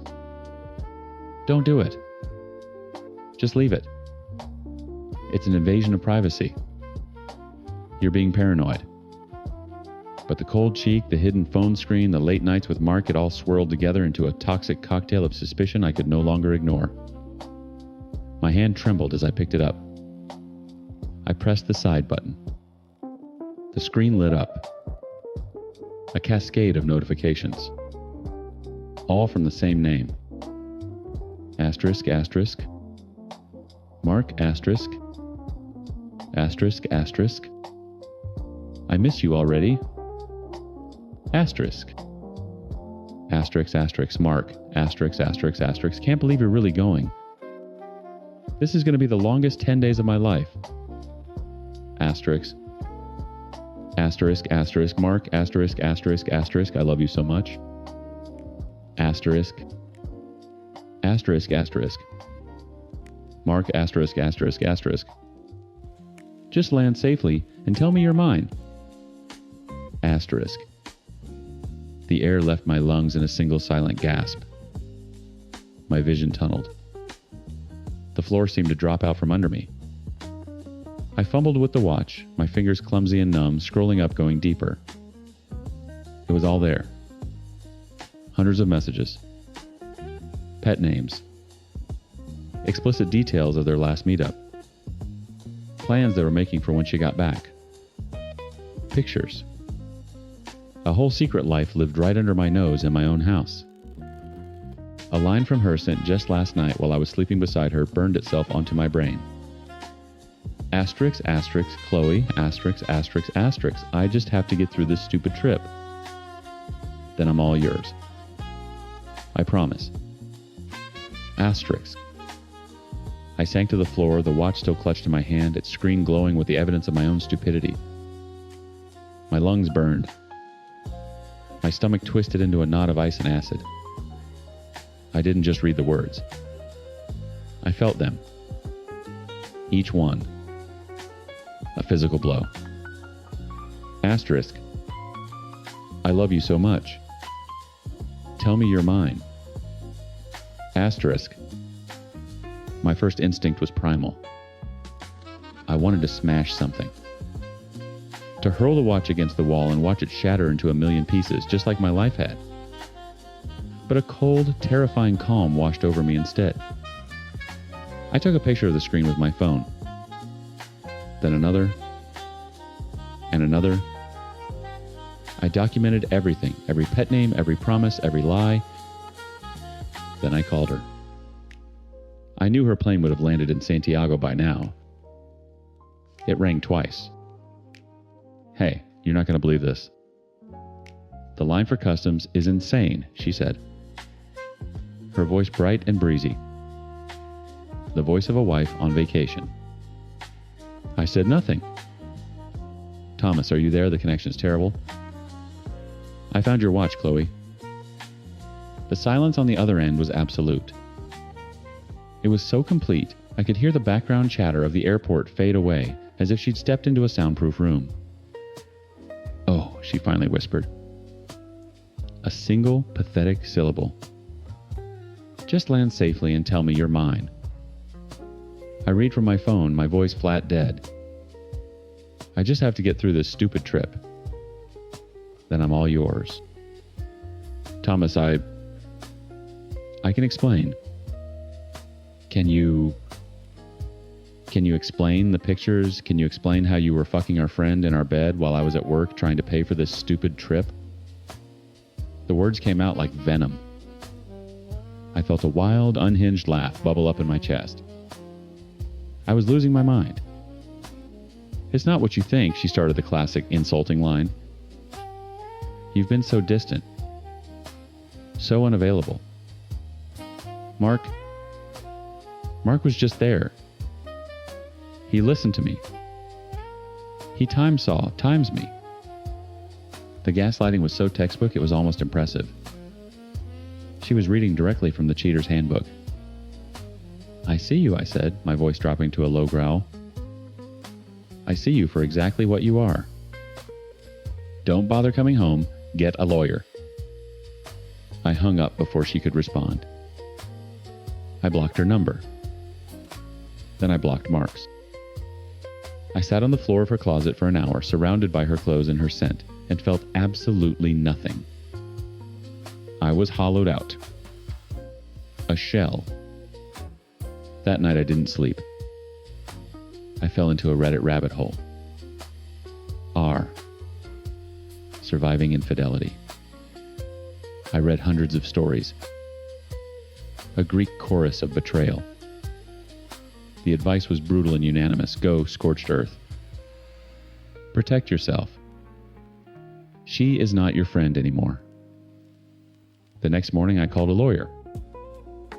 A man with a sharp voice and no time for my emotional breakdown. He gave me a checklist. 1. Separate finances. Immediately. 2. Change the locks. 3. Communicate only through lawyers. 4. Get her out of the house. You owned the house before the marriage, he asked. Yes. Good. That makes it easier. It's your primary asset. We protect it at all costs. When Chloe finally got back from Chile a week later, a week I spent living on whiskey and protein bars, the locks were changed. Her suitcases were packed and waiting on the front porch. I watched from the window as she stared at them, her face a mask of disbelief, before she called an Uber defeated. She went to Mark's. Of course she did. A week after that, she started calling from a blocked number. Crying. Apologizing. Begging. She swore it was over with Mark. She said she'd made the biggest mistake of her life. She was lost, confused, broken. She used the words I'd once believed were about me, about times, us times, and weaponized them. And God help me, a part of me listened. The part that still remembered the woman I married, not the monster who'd obliterated my trust. We were 18 months in. Was I really going to throw it all away? Counseling, I said, my voice weak. One chance. We go to counseling and you never speak to him again. Ever. She agreed instantly. Anything, Thomas. I'll do anything. We went to one session. It was a disaster. She cried. I stared at the wall. The therapist used words like communication breakdown and unmet needs. I wanted to scream. I'd had an unmet need for my wife not to screw our friend. That night, Chloe made dinner. She tried to hold my hand. It was a pathetic pantomime of a marriage. She promised me again she hadn't spoken to Mark since she got back. I blocked his number, she said, looking me right in the eye. He doesn't exist to me anymore. The next day, a notification popped up on my phone from our shared banking app. I'd forgotten to remove her. Asterisk, asterisk, $32.50. At the tap room. Asterisk, asterisk. I knew the tap room. It was 2 blocks from Mark's apartment. My heart hammered in my chest. It could be anything. A coincidence. She could be meeting a girlfriend. The excuses my brain tried to manufacture were pathetic. I knew. I just knew. I got in my car. I didn't have a plan. I just drove. I parked across the street, my engine off, feeling like a stalker in my own life. 10 minutes later, they walked out together. She was laughing, her head thrown back in, that way she did when she thought something was hilarious. He put his arm around her waist, pulling her in. She leaned into him, her body fitting against his, as if it were made for it. They didn't kiss. They didn't have to. It was more intimate than a kiss. It was the easy, comfortable body language of a long-term couple. The cold calm was gone. In its place was a rage so pure and white-hot it scorched my insides. I drove home, my hands shaking on the wheel. This was the real end. The final brutal amputation of hope. The weeks that followed were a blur of pain. I didn't eat. I didn't sleep. I paced the empty rooms of my house for hours, screaming into pillows until my throat was raw. I'd wake up in the middle of the night, drenched in sweat. The image of her laughing with him burned into my mind. The divorce proceedings stalled. She refused to sign anything, refused to engage with my lawyer's settlement offer. She was trying to bleed me dry to drag it out. One day, pacing the living room, I stared at the half-painted wall we were supposed to finish together. I picked up the roller and I finished it. The next day, I tore out the old backsplash in the kitchen. I channeled every ounce of rage and grief into ripping my house apart and putting it back together better. Stronger. I worked until my hands were raw and my muscles screamed because physical pain was a welcome distraction from the inferno in my head. I canceled our Patagonia flights and booked a solo trip to Colorado. I hiked until my legs gave out, standing on top of a mountain, gasping in the thin air, feeling utterly alone, and yet for the first time in months feeling a flicker of something other than pain. It was just quiet. The healing is not linear. It's a messy, brutal slog. Most days are still hard. I see a couple holding hands and I feel a pang of phantom limb pain. The loneliness at night can be a physical weight. But I keep going. I lean on the faceless strangers on Reddit, my tribe of the betrayed. They get it.